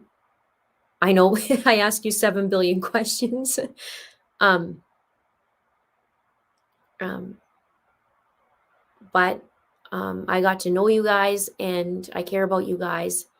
And it's not right what's happening to Justin, and it's not right how this has been for you guys, and all the unnecessary pain and anguish that house has caused. Nobody should have had to lie and continue lying, and you got to wonder why. And you guys, the family, you guys are grieving and having to deal with that, and then you have the circus on top of it. And I don't know. It's incredibly, I can't imagine how hurtful it is. I mean, I see it from the outside, and I see what these people are capable of and what they've been doing, and it's just plain wrong. It's just I can't explain it any more than that.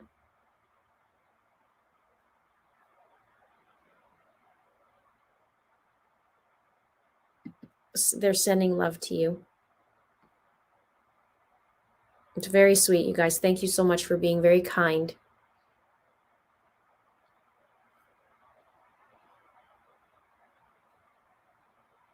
I don't know. I'm so frustrated. I'm frustrated for you guys. And I wish I could do more. And if any time you guys need us to get together, help do a GoFundMe, whatever you need, we're there. And at any time, if you want to come on here, and maybe we do that, maybe we do a little update together if you want, or if you have something to say and it could reach a ton of people, the platform's yours. You just let me know, or your mom, or your stepdad, or whatever, whoever wants to come on here and talk and say something. Absolutely, your platform. You can say what you want. Open platform. Always welcome here.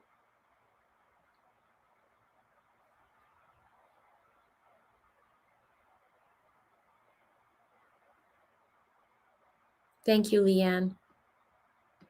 The walk was eye-opening. If you guys don't know, Jamie and Kristen did a walk from the shed area, like right in front, and showed the walk to get to the swamp. It's absolutely ridiculous. For no one to see him, no blood to be dropped, and ending up there on his own on a walk like that with that much blood loss is impossible.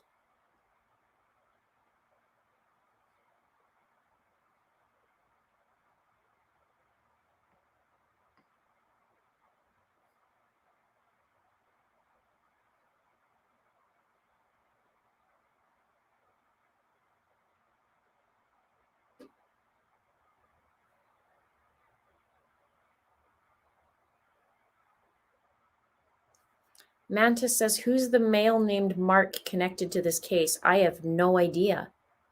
Do you?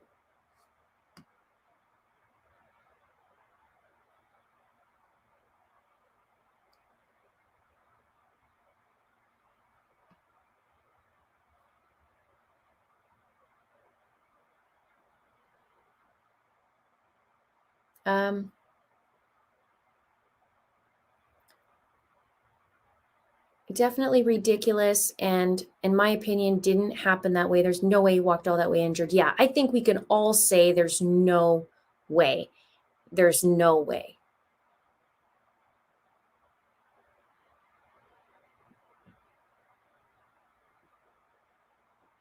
Andrew says there's no way they missed him. Where he was found, he was moved there.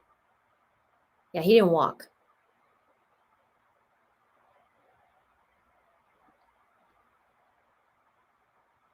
The video was heartbreaking, I agree.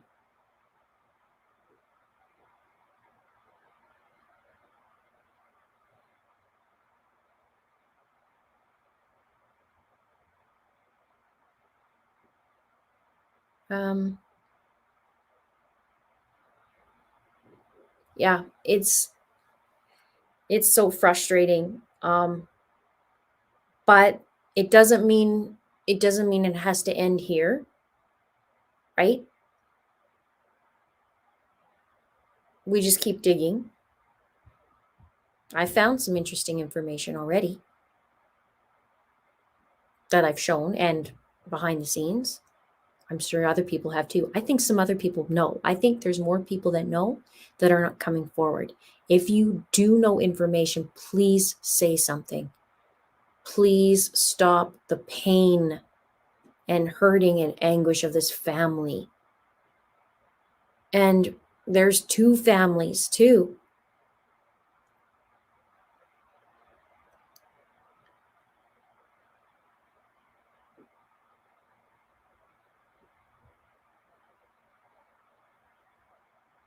Shannon says the handling of this case infuriates me. Yeah, first it was criminally suspicious, then they changed it to not, and probably not without the autopsy being done and announced. And then now they can't ascertain it because they didn't find Justin in time because they didn't search the swamp when they were supposed to. Yes, do know, good call, Caitlin. Do know info, but legit info. What happened in court today, as a quick recap, Ken was charged with obstruction of justice, and he was sentenced because he pled guilty today. He was sentenced to 6 months house arrest, and he has to stay home. The only time he can go out is between 12 and 3 on Saturdays for necessities of life, groceries, that kind of thing. And he's not to drink.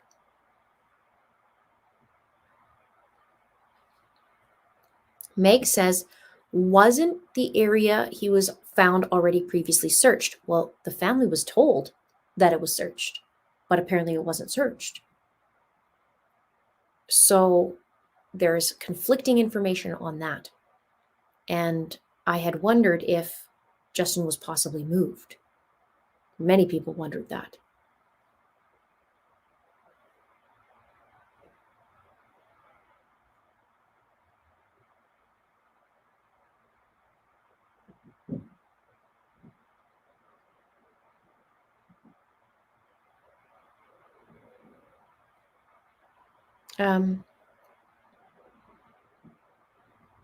Oh, awesome. You guys are, I think, updating on everybody. So that's good. When they make him drink so he can tell the truth. Yeah, I don't know if he can do that. Yeah, if anybody sees him, I guess, and he's outside from 12 to 3 and he's not where he's supposed to be, I guess you can do it. Not 6 months in jail, though. Oh, yeah, 6 months in jail would have made him talk. Yeah, he got it pretty good. I think he got a good deal. 6 months, he doesn't have to be in jail. He is 71. He just turned 71. And he, in jail, you can't drink. He's not supposed to drink, but it's going to be a challenge for an alcoholic not to drink, right? But they did say he has to go to a program, so that's good. So we'll see.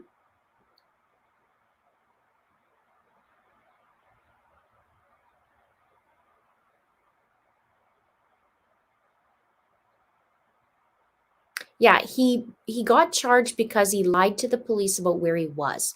He gave a false report that he was in Barrie in the afternoon of the 12th, but he wasn't. And he said it's because he was on a 4-day bender and he was ashamed. But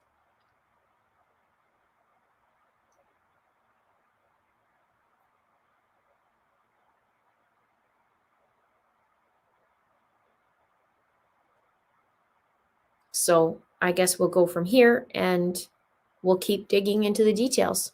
And hopefully somebody can or some people will come forward and help Lucas on the timeline. When did you talk to him? What did you say? Where did you see him? What was he talking about? Was he wanting to go bike riding? Was that what he was doing? Was he looking to go bike riding and something happened to him? Was he suicidal? Was he talking crazy? Did he say anything about Justin, being missing? Oh my God, I was looking for him. Maybe he went to the Mckinney's house. Did Lucas go to Mckinney's house and ask, hey, like, where's Justin? I was supposed to hang out with him this weekend. Where is he? Did he? Did he talk to other people going, yeah, I was supposed to meet up, but that didn't happen. And, so I don't know. I tried calling him and he wasn't, like, what, all these things, right? Where's that?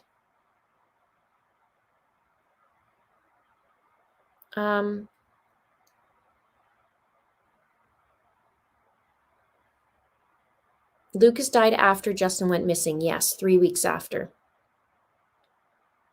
Who bike rides on the rail tracks? Well, I don't think he had his bike there that time. I don't know that for a fact. So I shouldn't say that. I don't know what he had at the tracks. But I do know he did bike ride, and it was winter, but he had the fat tire bike, so you could ride in the snow. And he would go ride at night or during the day and would scope out places to go ride.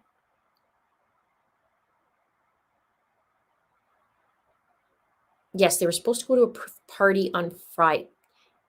Justin, it said that Justin was supposed to, one of the neighbors said Justin was supposed to go to a party on Friday night. Lucas was the neighbor. Did I say, was he suicidal? No, I'm asking these questions. Did people see that? Was something bothering him? It said that he committed suicide, that Lucas did, but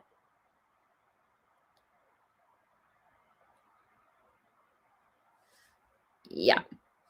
Then when he went missing, her tune changed, all that lying about how she loved him, how she missed him. She was running off the mouth, trying to dig up some pity for herself. Well, what happened was, actually, Susie, I had questioned a day before on my video, and I had questioned about how she felt about him. And then the next day, she brought up how much she loved him because I had questioned it. And that's not the first time she's done that.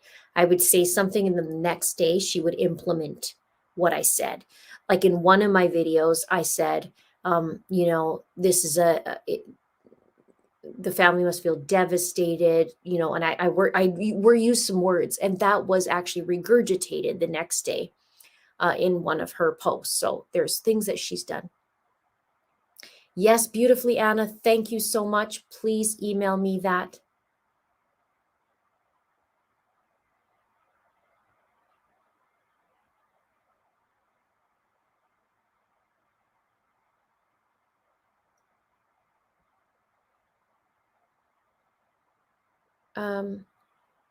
Who would insert themselves as a spokesperson if they weren't involved at all? Mimi, I'm going to make a really smart aleck remark, and that's going to be Letitia Stouck, because she's 100% innocent. I had to make that, just give you a little smile.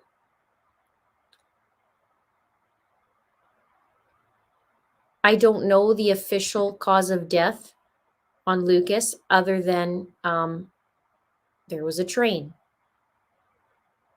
and he committed suicide. I don't know what it is yet.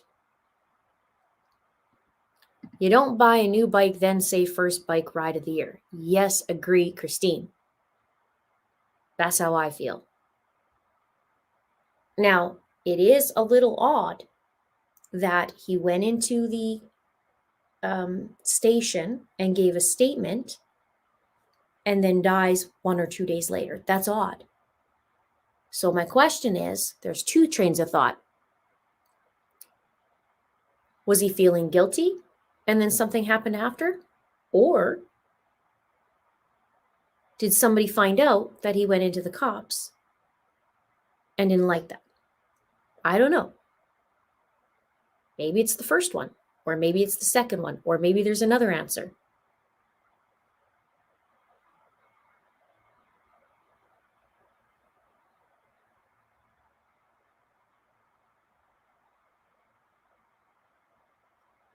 This is what I'd like to know. If Lucas was involved, why did Kiara lie so much, and why did Ken lie?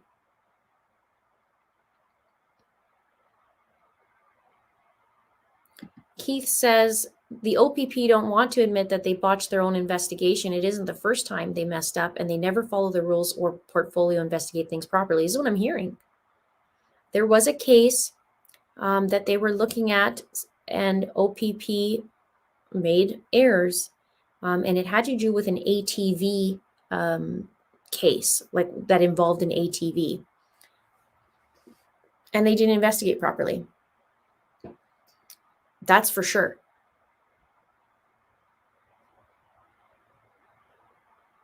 Good question, Carly. I don't know.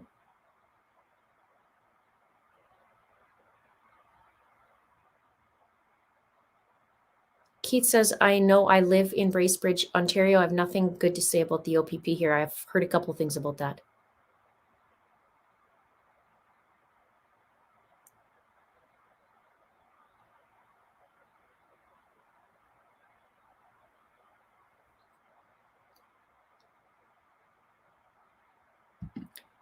I don't think it was feeling guilty. They would have possibly had probable cause to detain Lucas. I think someone was scared he was talking too much for their own good. I wonder this.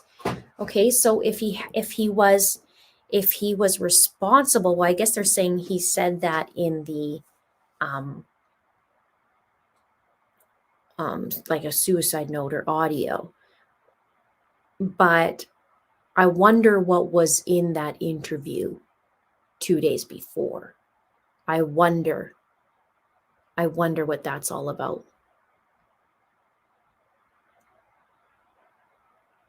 Yeah, right, Patricia? People throwing themselves into swamps and under trains around this area. What?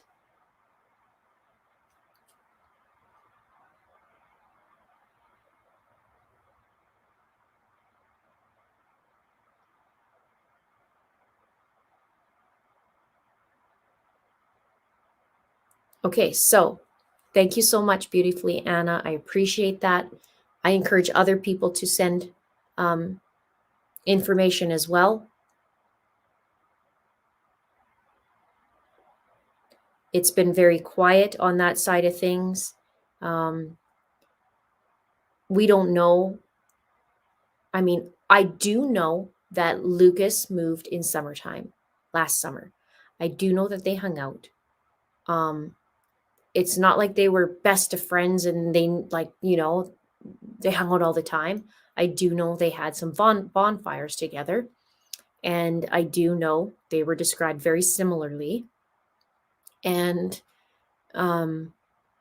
both died in their 20s, and both died from suicide. But we know Justin didn't.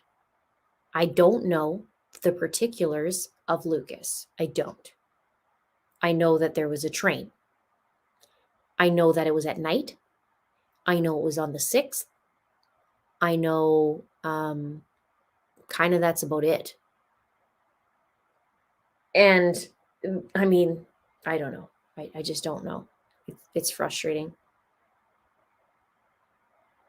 And here's Debbie makes a really was it Debbie? Angie. Justin was still missing when Lucas left his audio confession. He would have at least mentioned where Justin was. And this is the thing. If this is your last, and it could be wrong, right? But if this was your last statement, what would you care about tiptoeing around the truth? Right? Would you say, like, I'm the one that killed him? Would you say, I feel responsible, here's where you can find him? Or would you just say, I feel partially responsible? Was his name mentioned or wasn't his name mentioned? Because seriously, from the beginning of this, all I get is discrepancies. They did search the swamp. They didn't search the swamp. You know what I mean?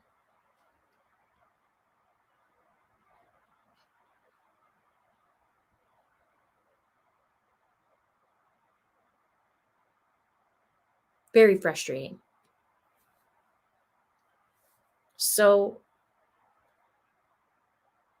I do know that some of my videos got a little snarky because I was fed up of being taunted and I was fed up of the lies.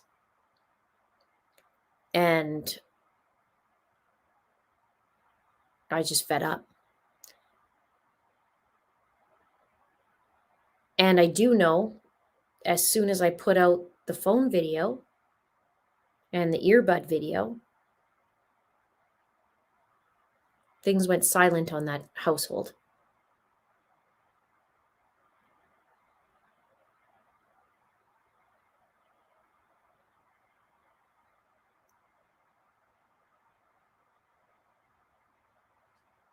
Carrie says, if you're killing yourself because you feel responsible for your friend's death, you would absolutely leave that in your recording or note. Otherwise, what's the point of leaving them?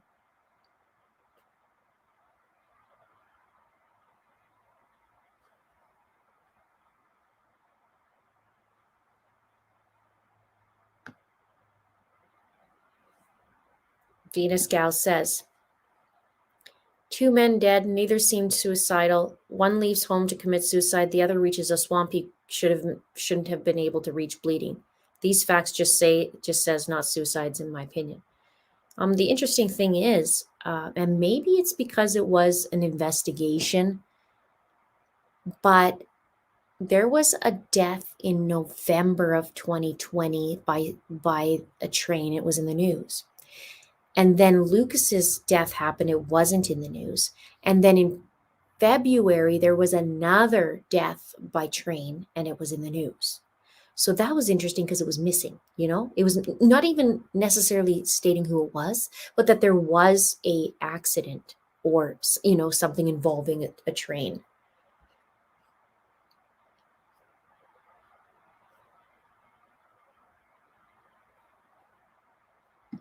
Martha says, is it possible that the Ontario police botched this case so bad that they could be covering things up to save their own butts? I don't know. That's what I'm wondering. I don't get it. I really don't get it.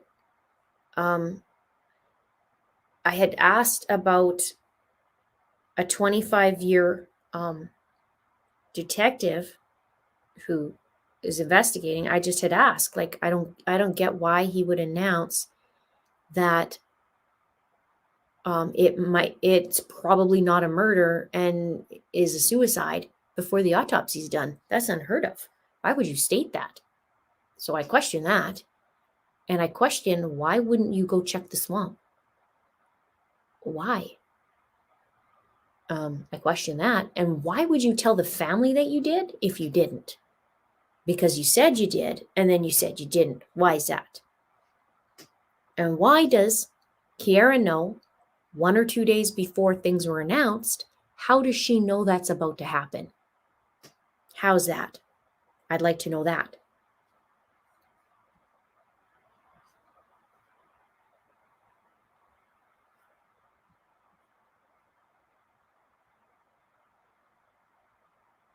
So there's a lot of things that just don't make sense at all.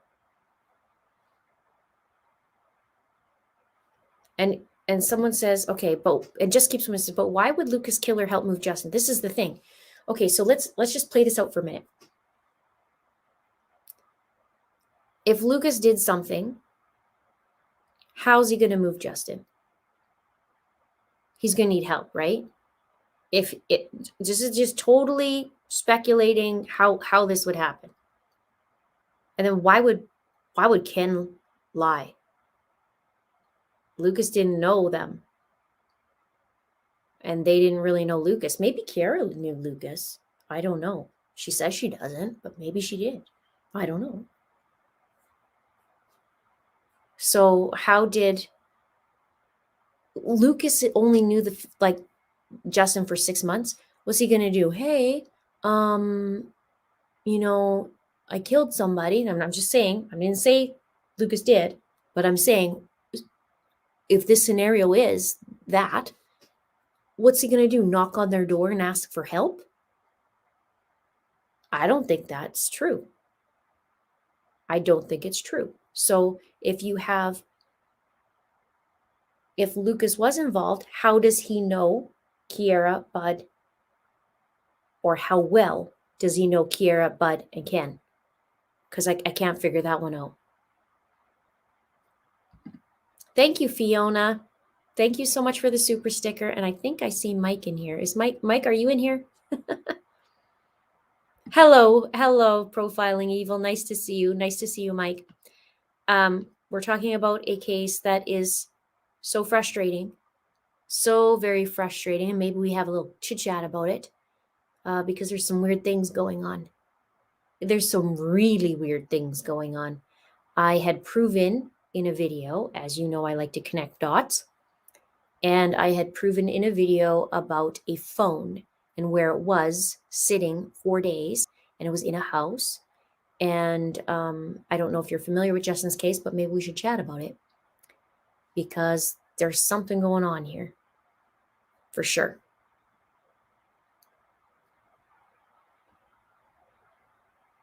And you know how you always say you don't leave the house? Well, we haven't left the house. However, there's fingers pointing to a different house, and I don't know if that's true or not.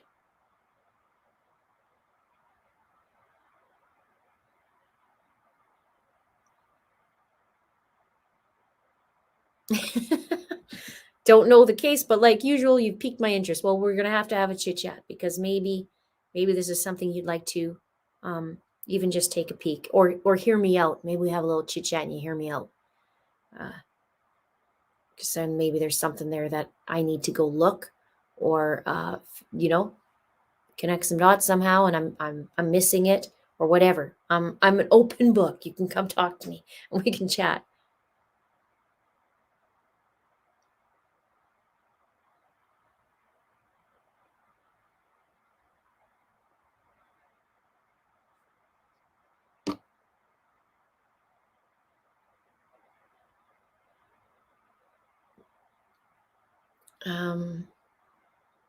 Oh, you're looking for my email?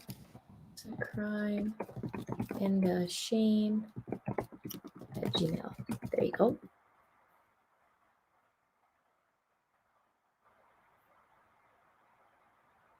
Yeah, I just find it interesting in all these things.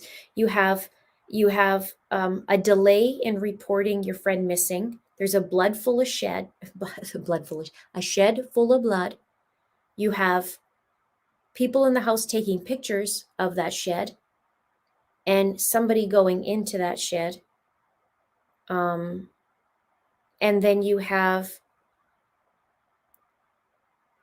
another person in the house lying about their whereabouts. Actually, you have two people lying about their whereabouts that day and then reneging on it.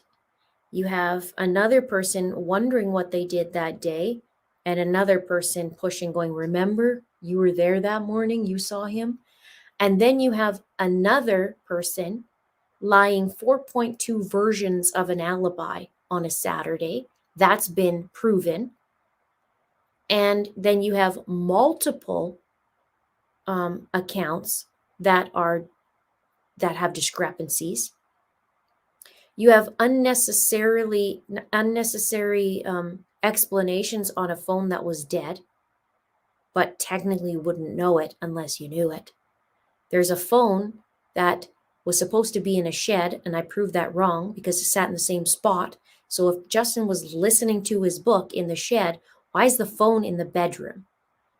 And that phone, as I approved, I had proven, was plugged in because that phone, even though it was new, doesn't have a very good battery based on the brand and reviews and how much it was used. And we know Audible was playing for 24 straight hours on Friday.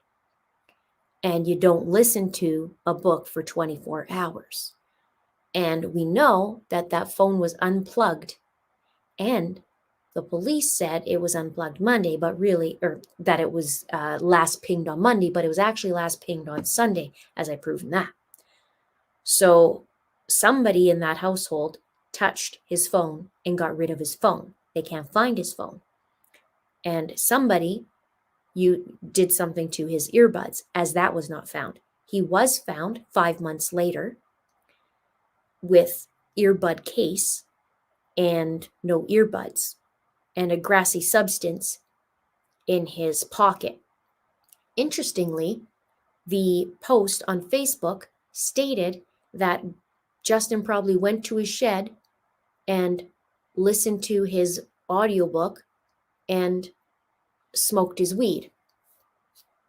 Isn't it interesting that his phone is gone, his earbuds are gone, and the grassy substance was found in his pocket? I find it interesting. And let's not forget, 2 months after Justin died, his best friend was wearing his sunglasses. Now, some people say, well, he died, he was keeping something. Yeah, except he lied and said that Justin sold him the sunglasses. Justin didn't sell him the sunglasses.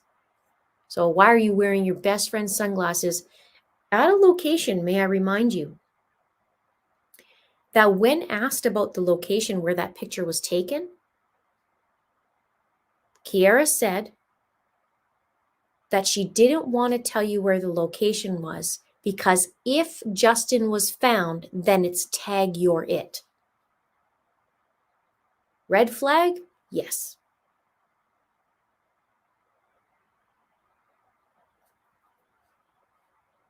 And then 18 days after that was aired about her interview, she had an interview, which I had offered, let's just repeat this, I had offered numerous times before me and her got into the little spat. I'd offered her mom too, because her mom said, let's tell my side of the story. Sure, here's my email. I even offered Kiera off camera. Let's sort this out off camera, no problem. Nope. Okay, then you don't want to talk? Bud can, off camera, no big deal. I won't even record it. Nope. Why you think that is? Why you think that is? Because I showed where the lies are, and they know where the lies are. So they go somewhere else. And then 18 days after the interview, Justin was found. And then there's a memorial which was stolen from.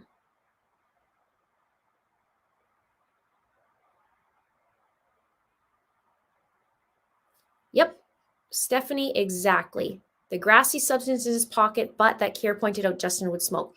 She pointed out he would smoke and also listen to his things in the shed. Very too thin. I rip apart the statement.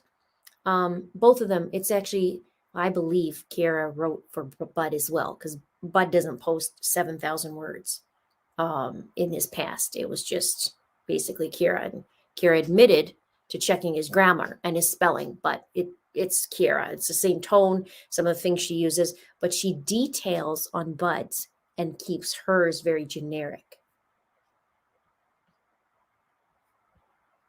Thank you, LM, for the super sticker. Nice to see you.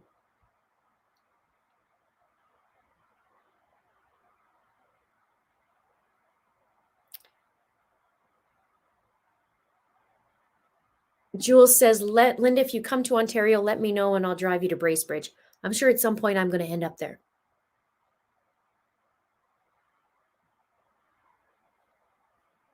I'm sure at some point. So I get a little spicy on this case because it's unnecessary crap for the family. And there's no need to lie if there's nothing to hide. No need.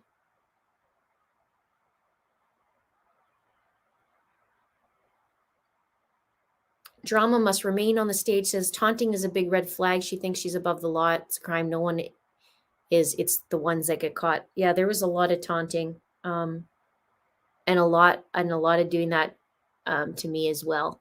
And it's not good. So yeah, I get a little snarky for sure in those videos, but I was sick of the lies and 4.2 versions of the truth. Why? And then she said she was shopping at 20 different stores, which I proved that was a lie. But she was shown on cam, apparently what they say. I'd like to see the cam at this point. And I don't know if I believe much at this point, but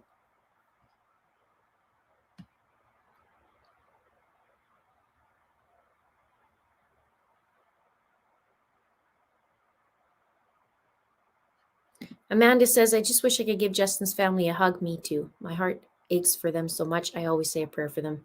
Thank you, Amanda.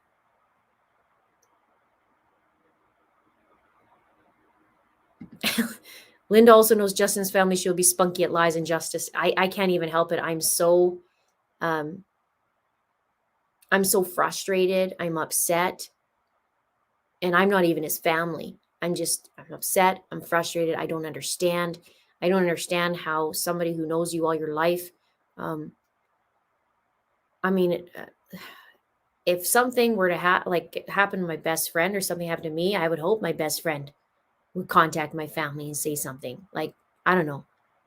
Just something wrong there.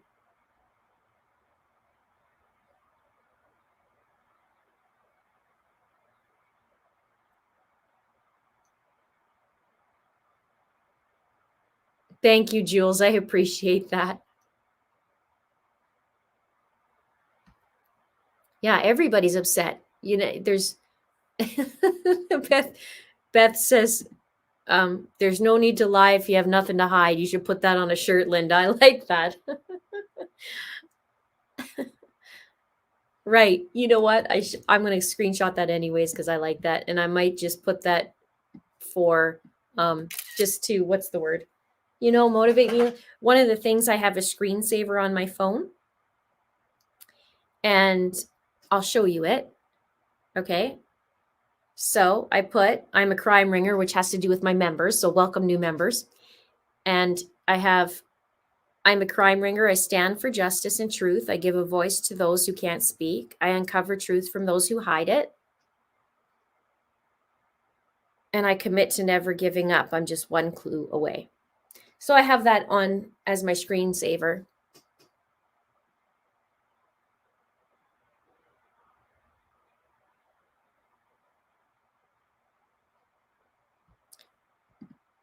Interesting wearing his glasses, tribute or trophy. Ancient pharaohs made a point of taking something from predecessor, especially if it was the result of overthrown government. Pick a fire hydrant. Wow. Interesting. Yeah, so he had worn them 2 months after, and the family had already come to the house and taken his belongings, and that wasn't given back. And when they saw the picture, because they posted it, and they posted it in an empty parking lot, which is where an old Harvey's restaurant used to be, and it's like, kind of isolated. There's nothing there, and except there also is a storage there and a garbage dump. And when this was addressed, asking, where was this taken? Why, what's going on? And she said, well, I don't want to say, because if Justin was found, then it's tag you're it, right? Which is a very interesting comment. The other thing is, like I said, when the family addressed Bud, like, hey, why are you wearing his sunglasses? He had said that Justin sold it to him for $60. Those glasses were only worth $40. And Kiera had said Justin wasn't quite ready to give them up yet, because they were talking about it before he died.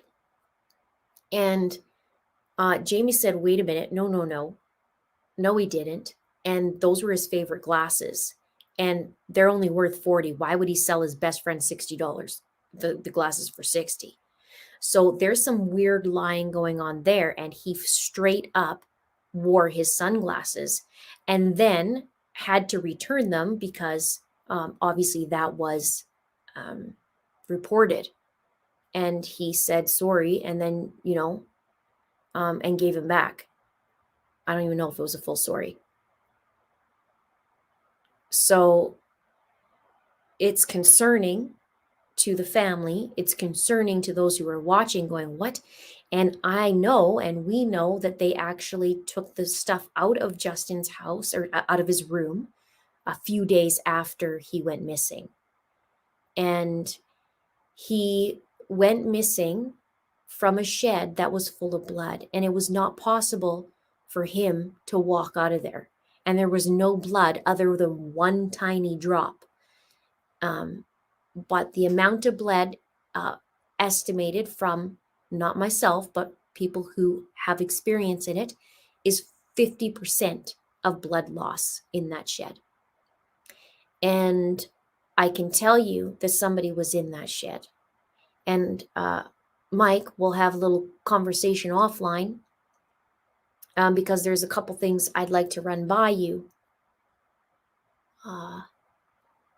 That's important.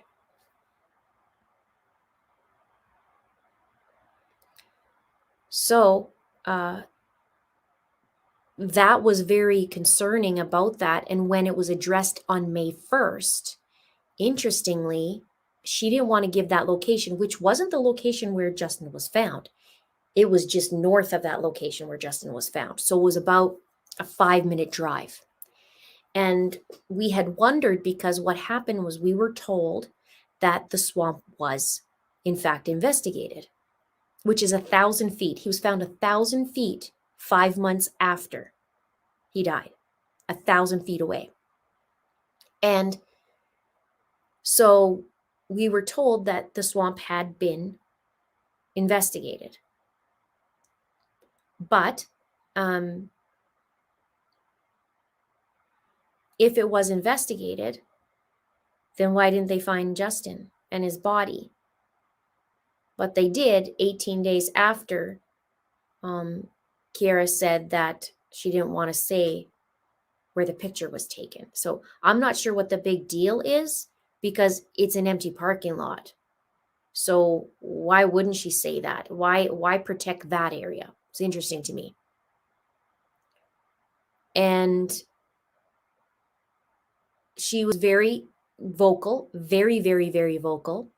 She came to my videos and commented on all kinds of places. She would actually copy me. So if I said, or somebody said in the comments, you best be transparent and just say the facts, she will next then go to her statement saying, I just want to be transparent, and would copy that. If I said, this case is confusing and devastating and whatever, the next day I would see a post saying, I am so devastated and confused. So there would be a copying. I noticed that very early on, and she started to try and talk like me. That's my own observation. But there's been some very interesting details that I know that's been happening. And so I have a real problem with some of these things. It's a concern for sure. It's just odd behavior. And then we see her coming up with new theories. At first, she said, I'm sick of the theories. Well, Bud did. And then I said, well, I'm not sick of the theories. I'm trying to get to the truth. And so now all of a sudden she comes up with a theory, but she comes up with a gay theory, and then says Justin had a secret under the guise of Bud.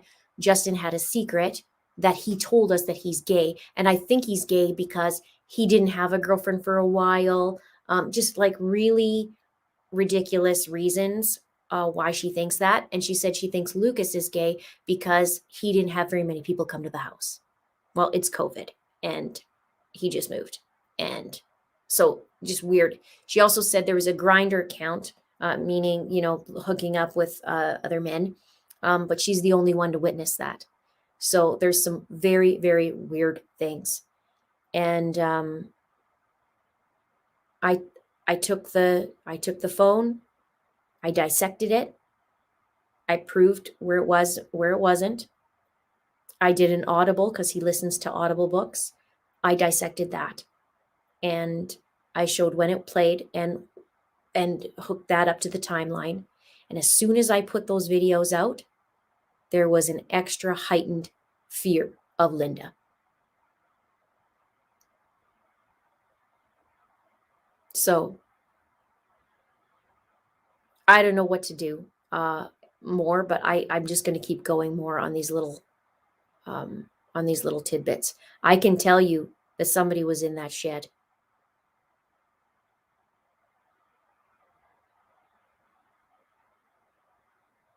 Is this case local to in my area? It is in Canada.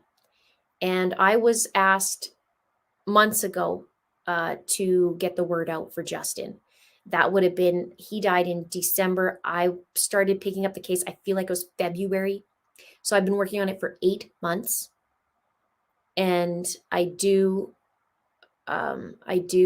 continuously work on it. Even though I'm doing other videos at the behind the scenes, I'm still taking apart pieces and putting them together.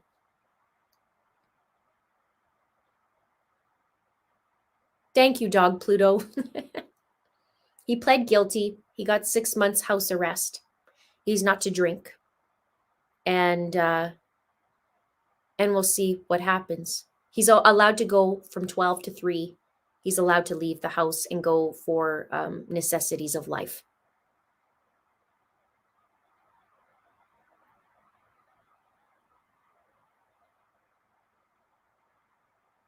Thank you, Claudia. There's some things happening in the household a few months before. They had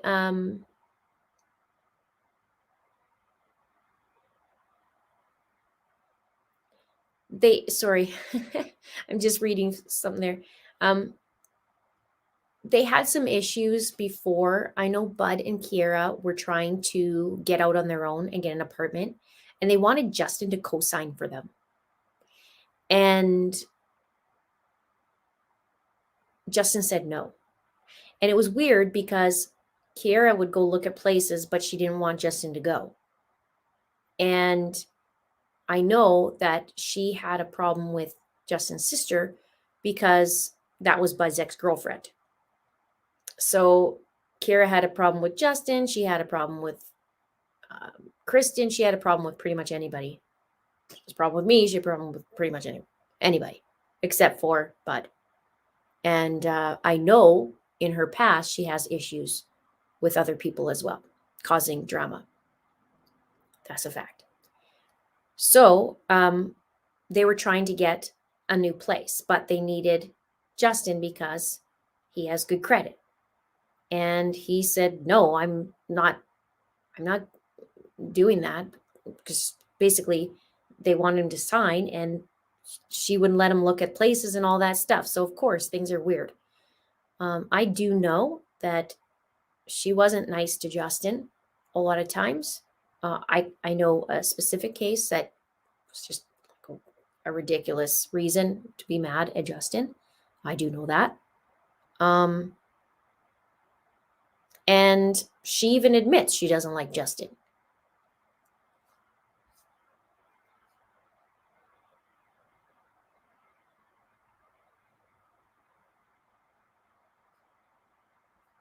So it's interesting. One of the things is interesting too is I didn't see, you know how they try and like there was no interviews with the family, the household of the missing, like, hey, not to say Jamie, I'm talking about the Mckinney household because they did interview them, but like, hey, you live there, what happened, where's your friend, where's your buddy, where's your best friend, what happened there? I didn't see anything like that.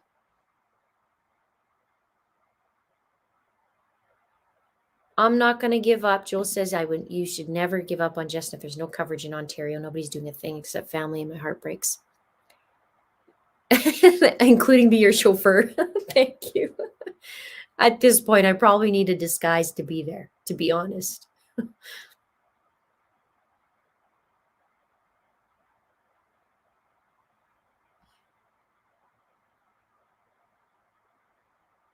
Yeah, Fiona, that's a good point. She would not let him look at places but wanted him to co-sign. Might as well ask for a blank check, right? So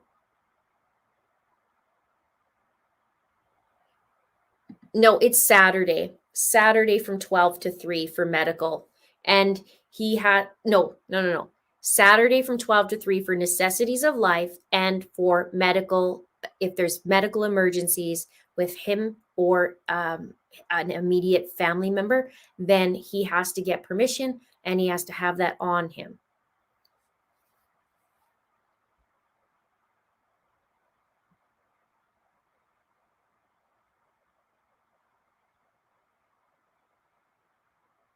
I got a big dog, Linda.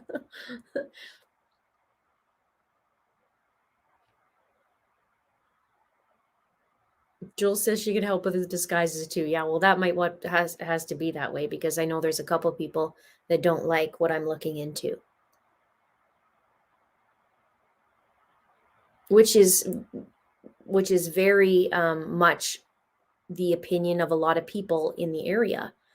They're afraid. Why are you afraid if these guys committed suicide? What are you afraid of, right? So there's something going on, and we know he didn't commit suicide. We know that. That is like so far. No.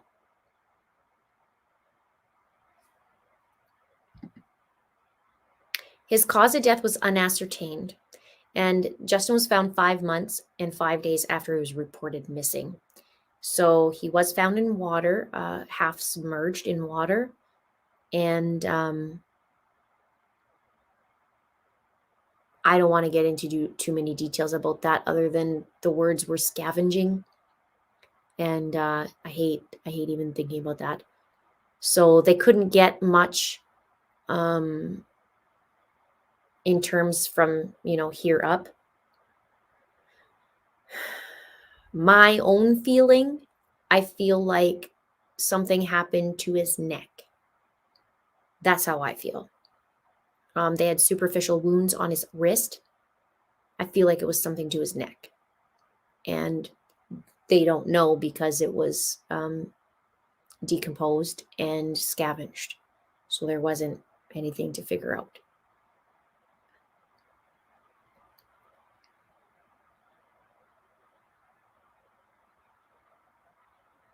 Yeah. And since he wasn't found soon after, like he should have been, if he was there the whole time, then I feel like we would have had more answers, obviously.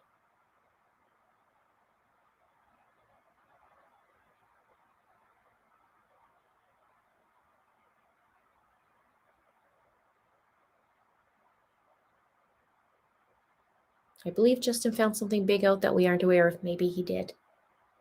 Maybe he did. Taylor's asking if I have a boyfriend. I think he's asking. I think you're asking me. I have a husband. I'm married. I am married. And then wants to also get married. Well, I'm married. But thank you. Yes, Lynn makes an excellent question, or excellent point. This bothers me too. The pond was revisited after the postmortem, and a rusted X-Acto knife was found near the area where Evan's body had been discovered. Okay, let's talk about this. We gotta talk about it. They found the X-Acto knife after, I think it was 2 days after. Let me double check, but I think it was 2 days after Justin was found. It's interesting. And two tidbits that are interesting.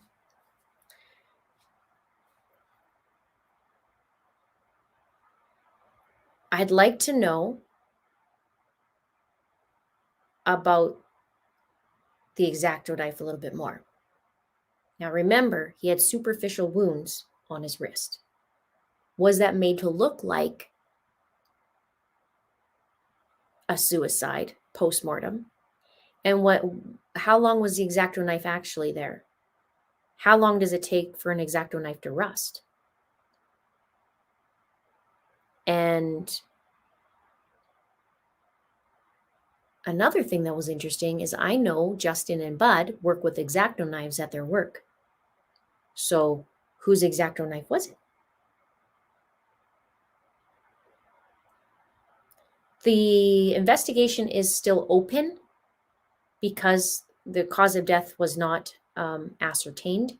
They left it open. I don't know what this means for the OPP moving forward. If Bud would assault a 70-year-old man, how often did this occur? That is $1 million question. I don't know how often, but he did assault his dad. His dad was bleeding, and they made up a story so that Bud didn't go to jail. So naturally, one would think, did something happen to Justin and somebody cover for Bud? That's one of the questions. There's 7,000 questions.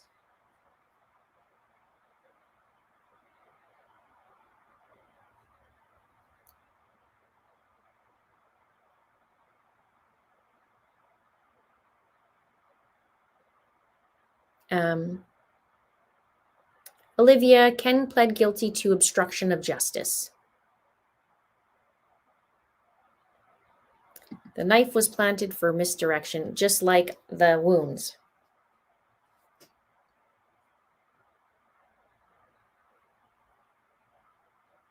Hi, Linda. Maybe Lucas seen something and they threatened Lucas and he was going to tell that they killed Lucas too. I don't know. I don't know what happened. There's something weird about all of this.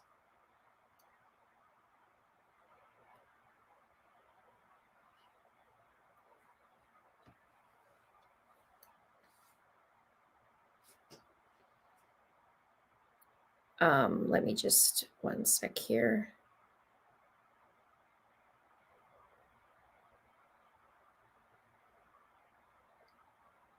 Sorry, I just 1 sec, guys.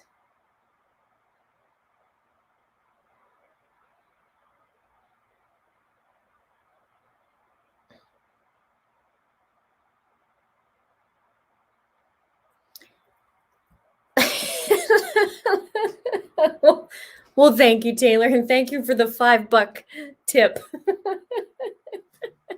Thank you. Oh, funny. Thank you. I appreciate the flattery. It's nice. Do I think Lucas was murdered? I don't know at this point. I do question it because I question the validity of what they said about Justin, and then it changing and all these stuff is different. And then now I question Lucas because did he die by train? What does his autopsy say? Was he involved, or what was his, did he do a polygraph? What did that say?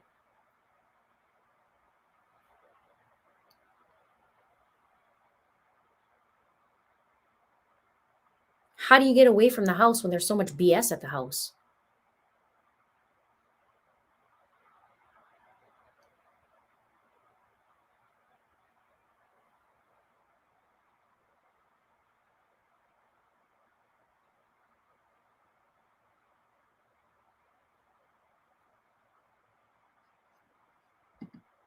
There's 1,000 questions agreed, but one thing we can all agree on is that Justin didn't walk 1,000 feet without a blood trail and without help. Who took him to where he bled out? Good question. Here's another thing. Okay, here's another thing.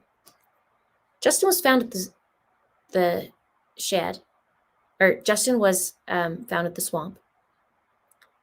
And there was things around the swamp, like tarps, that wasn't taken in for forensics. Why is that? Question. I'm just questioning. Why is that? I don't understand.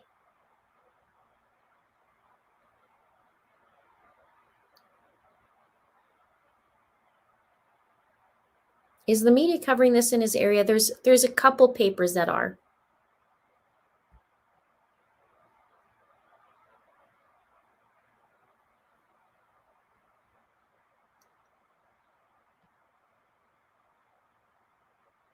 Thank you, Amy.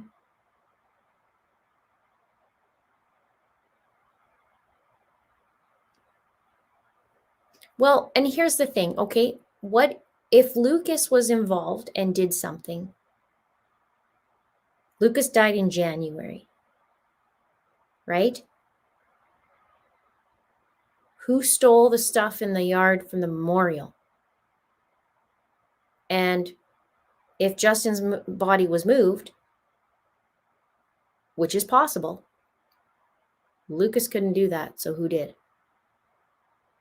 See what I'm saying?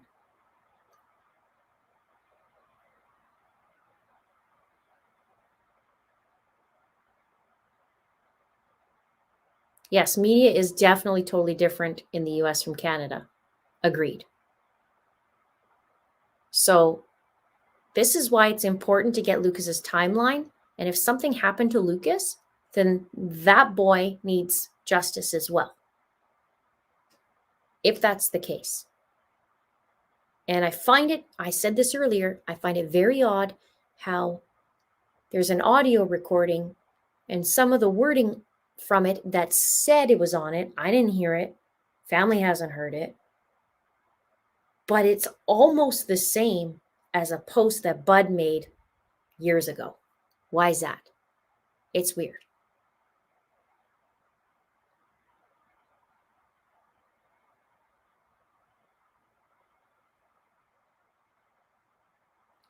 Monica says Lucas could have been knocked out and placed on the tracks. I don't know the details of that. That's the thing. I don't know what happened to him. I just know it's so strange to drive 40 minutes to a train when there's a train 5 minutes away. I do know that. Don't understand that. He would have had to have known I would think he would have to know the times that the train goes by, because I don't think it's often, but I got to double check that.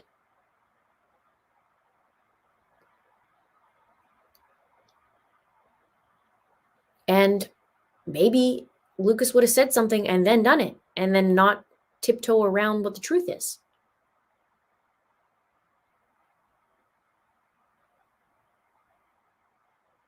Yes. Maui Girl says, you always listen to your gut, especially when it involves your children. If his mother says something is fishy, then something is fishy. Agreed.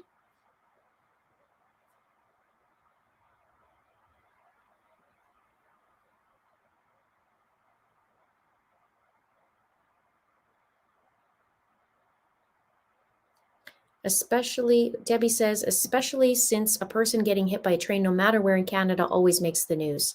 Well, it's just weird because there was other people that got hit by the train in that area in November and February, and they were on the news. Like in an article is what I read. I had read 2 articles, one for each person, and it's not that they had to name them, but it said that there was, something happening. And there's nothing for Lucas. Why is that?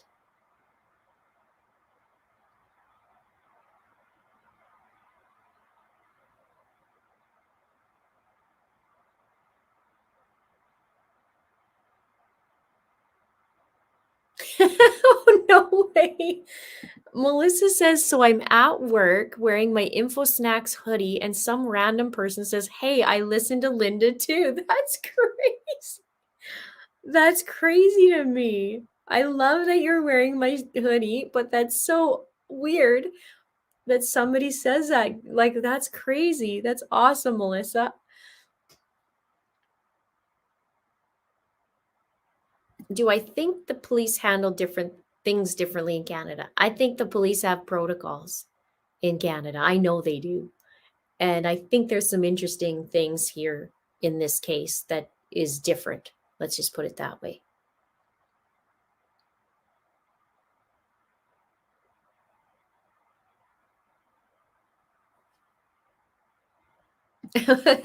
Melissa said, so cool. That's so neat. It's so crazy.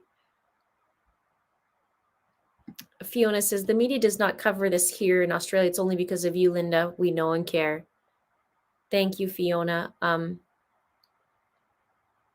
There should be more, for sure, people covering this case. And it's so unfair. It's so unfair. I think about, like, what happened? Is it just a case that they just felt like, well, um, he's in a trailer park, so he's just, wrap him and go. Like, just that? Is it that? Is it like, we don't know, this is too complicated, I'm about to retire? I don't know. It's just weird. It's weird. Things are, and I noticed it too. Like, well, first of all, I was like, well, wait a minute. You were told they searched the swamp. Now they didn't search the swamp. Which one is it? Why are they going back on that? Is it because if you told them that they searched the swamp in the beginning and Justin wasn't found because he was moved, and then that doesn't match the suicide theory? Like, what is it? It doesn't make sense.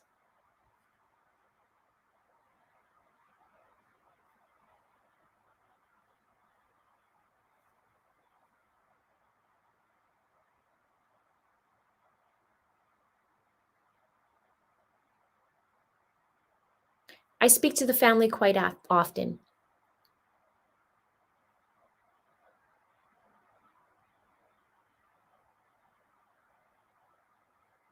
Well, today in court, they were saying that they found no connection between Ken and Lucas, and that Lucas most likely um, isn't involved, which is interesting because the coroner's report talked about this audio where he says that Lucas said that he's feels responsible for Justin's death, or is responsible, partially responsible. We don't know the actual script. We don't know the actual audio. Family doesn't even know that.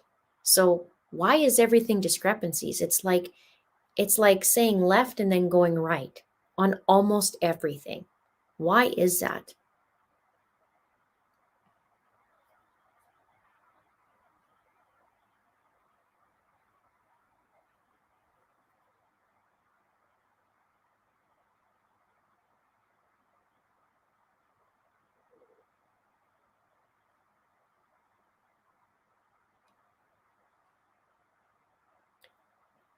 Can we all sign something for them to reopen the case? The case still stays open. I don't know though. I'd like to find out. I will find out what they do from here. Do they keep, are they just waiting for a tip to come in? What with it being open? Are they just, you know, figuring, it is what it is. We still think it's, even though the family thinks it's different, we still think it's the suicide. Like I don't know where we're at that, and I don't know what their protocol is now. But I do know that something ain't right, and it shouldn't be ignored. And I do know that there's a connection somehow to the OPP.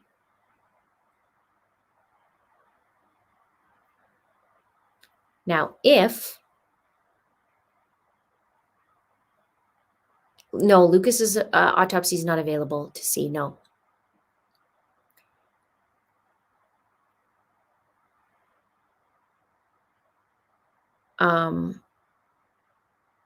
What was I going to say now?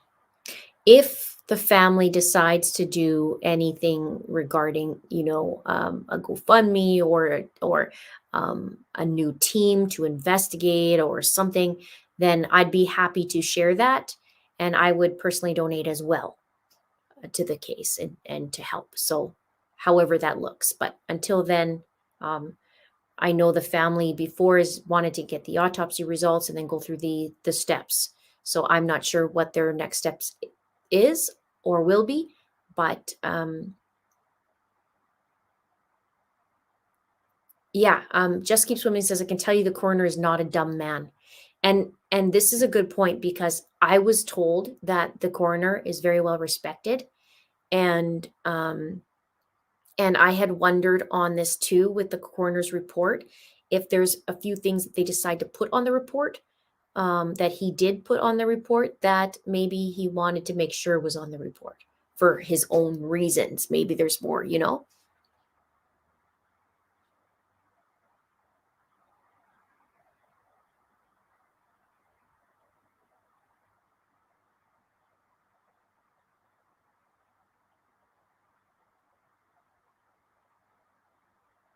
So,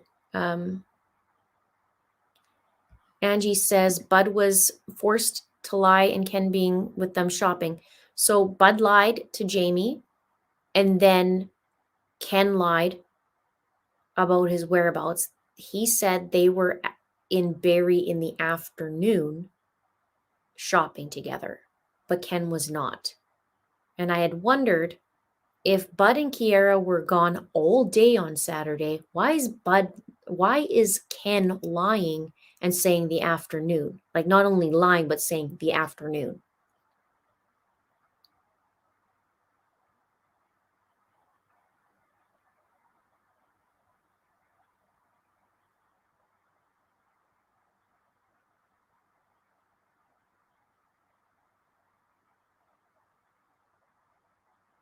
So we got to see what happens next. That's what I got so far, you guys. And somebody was asking to reiterate the Saturdays he's allowed, 12 to 3. He's allowed to go out.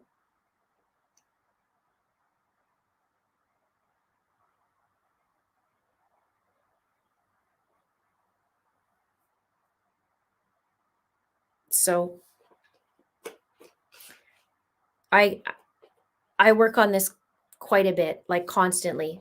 I mean, there's some things like I'm doing the Gabby Petito case and stuff, right? But I always track the different cases, where they're at, court, when they're in court, what's going on. And this one, we need a little more info.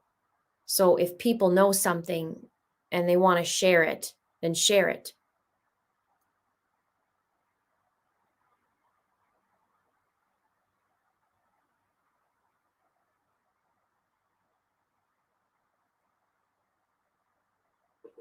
There's lots of lies. If Ken lied, what about other lies? There's tons of lies. Tons and tons and tons and tons of lies.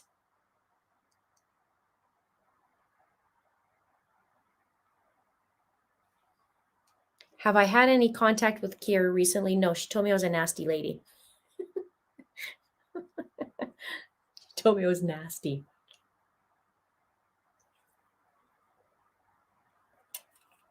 Not beer. Not beer. Ginger root beer.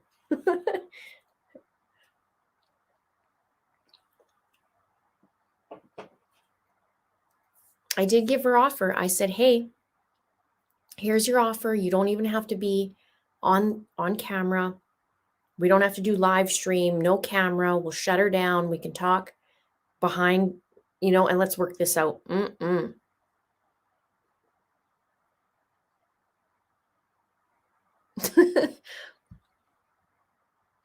Which statement? Which statement, Heather? Christine says, at least she called you a lady, right? I'm a nasty lady. Like, wow, if I am. So, I don't know. She's young too, but at the same time, why are you lying?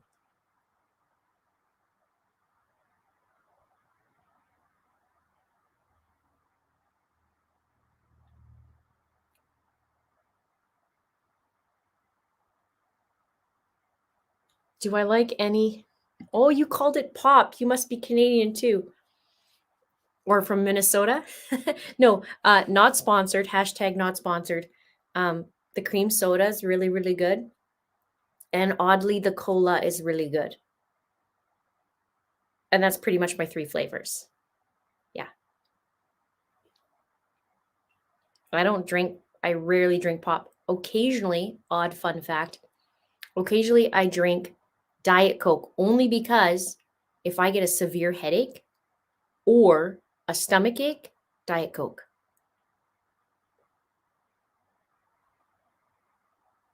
Oh, you say pop in Ohio. There you go. And in Kentucky.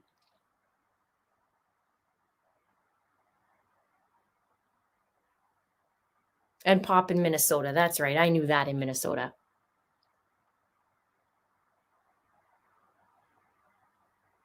Fizzy drink in New Zealand.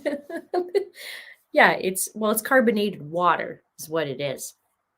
It's like there's 0 calories on it, but I like it. I really like it. My little boy thinks it's pop. He has no idea. I was like, okay, you get your pop.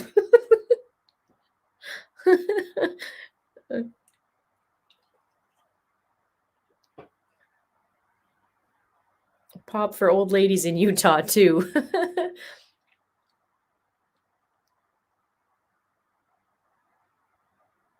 I once asked for soda in Kentucky and got club soda. Well, in Canada, we ask for iced tea, but in the States, I have to say sweet tea, right?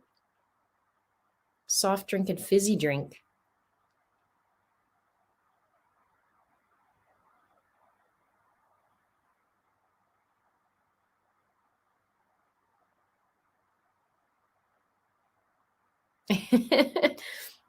Well, it's nice to talk about something different for a minute. It's hard. As it's been a very emotional day too. Like it's just like, I don't know. It's tough. Oh, sweet tea is only a house. Well, I call it sweet tea when I was in LA. They didn't know what iced tea was. They thought that was weird. But that was also 20 years ago, so I don't know.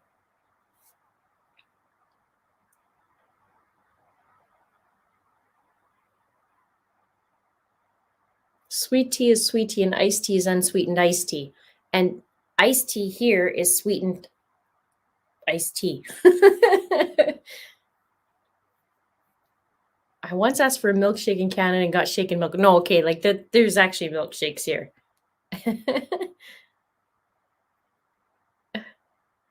But do you know what an ice cap is?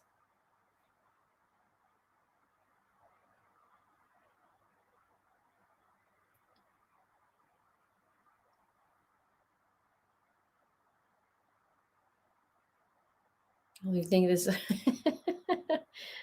Oh, you guys are funny. Well, it's nice to have a little chit chat with you guys. I'm glad you like my frames.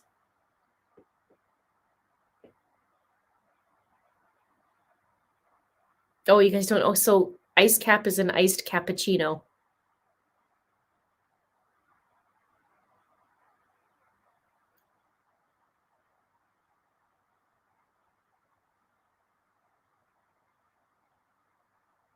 Garden Street says, I know, and the Nanaimo bars are awesome. They're yummy.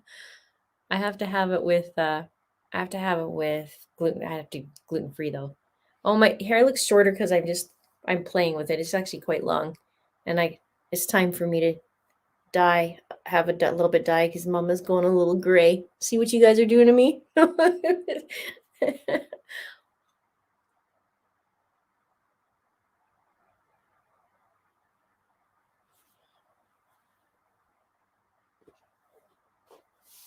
Heather, you should come to Canada. You're supposed to come.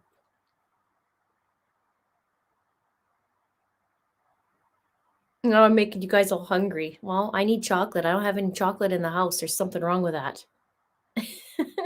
I need some chocolate. I was down in some chips early. I was emotionally eating today. I admit it. After court with Ken, I was stuffing my face with maybe some chips. um, I preferred chocolate, but I don't have chocolate in the house, so I'm gonna have to figure that out because I love it. Banff is on my bucket list. Yes, I've been to Banff. I'll probably go there in about a month or so and hang out. I'm only a couple hours from Banff.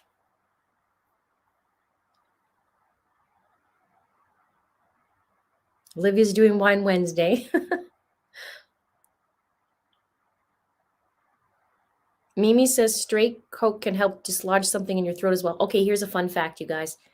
Okay, if you have an obstruction in your tummy or anything, you just feel like it's like not digesting or something, you just drink some Diet Coke or Coke and you'll feel better.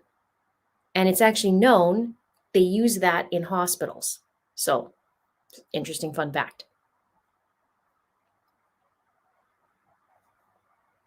Lori says she lived in Banff for a bit. Look at that. This Thursday, could you wear orange? Yes. Yes. Which reminds me, I think tomorrow, is it tomorrow my son has to wear orange? But they get Thursday off.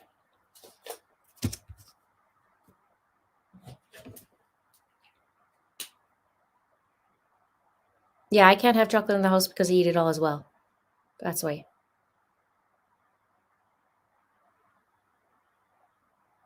Look at all you guys lived in Banff and Canada and ask us. Look at these Canadians or coming to visit in Canada.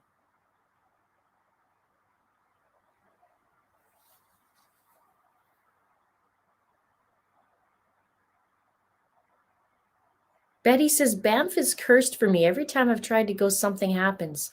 Weird.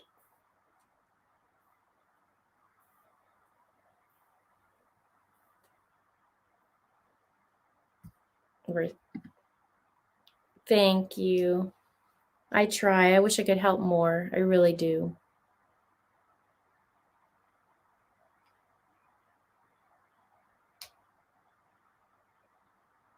Okay, see, Heather? You're right. Almond M&Ms are pretty darn good. But if you take popcorn and also eat it with Milk Duds, those are really good too.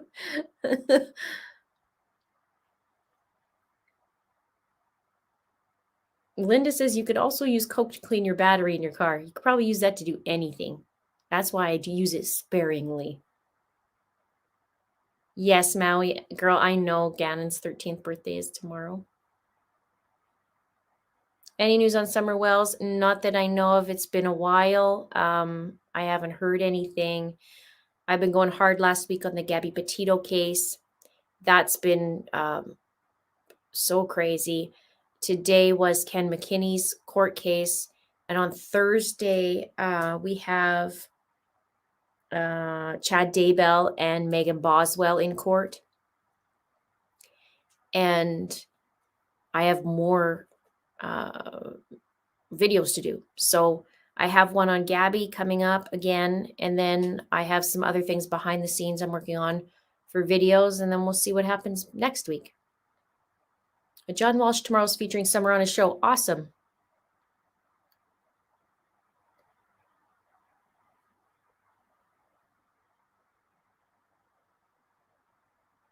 We'll see if Brian gets busted. I haven't seen any news, but that doesn't mean there's no news because I've been doing this tonight. So we're not sure what's going on with that.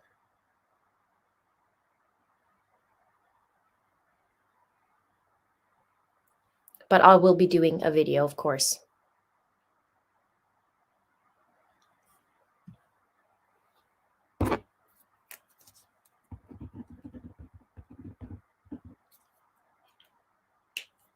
Yeah, I need to get to bed soon too.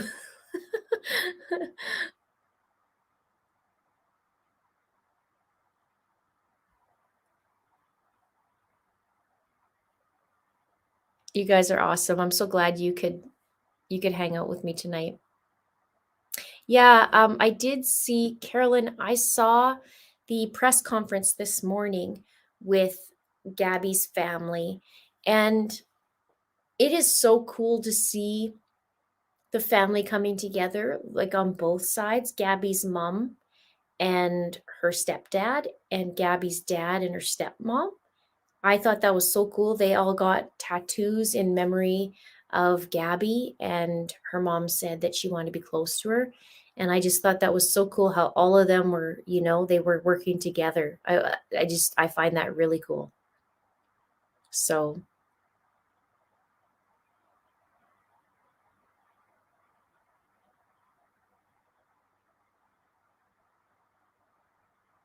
yeah, I'm busy all the time. So just know that if you're not seeing a video coming up, it's either because there's absolutely no info or I'm doing some things behind the scenes and trying to figure it out.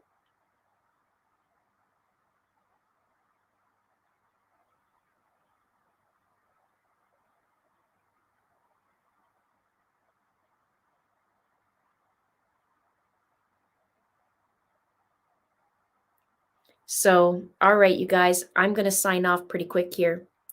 We've been going strong for 3 hours as we usually do. And And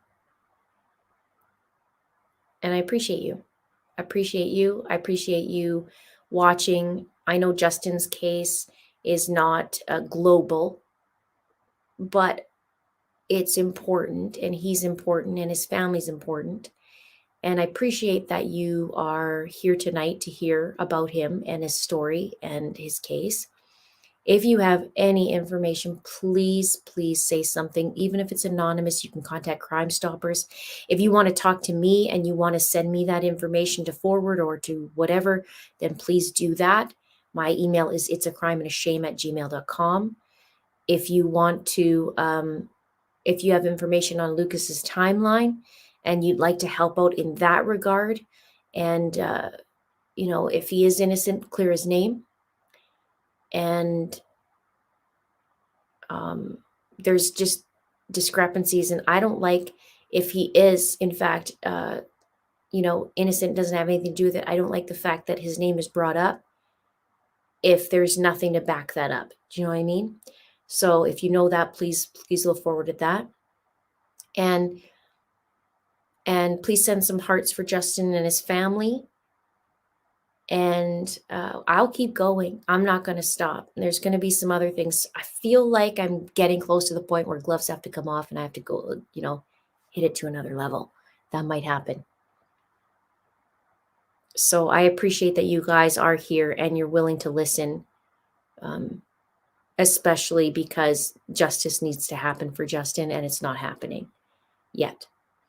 But little by little, the details will come out and we'll be able to prove what we all know, that something's not right. He didn't commit suicide. Now he's got to find this killer.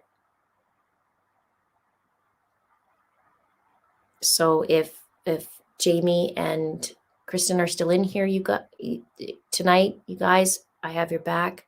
Anything you need, you can always contact me, and we have, 200,000 people behind you.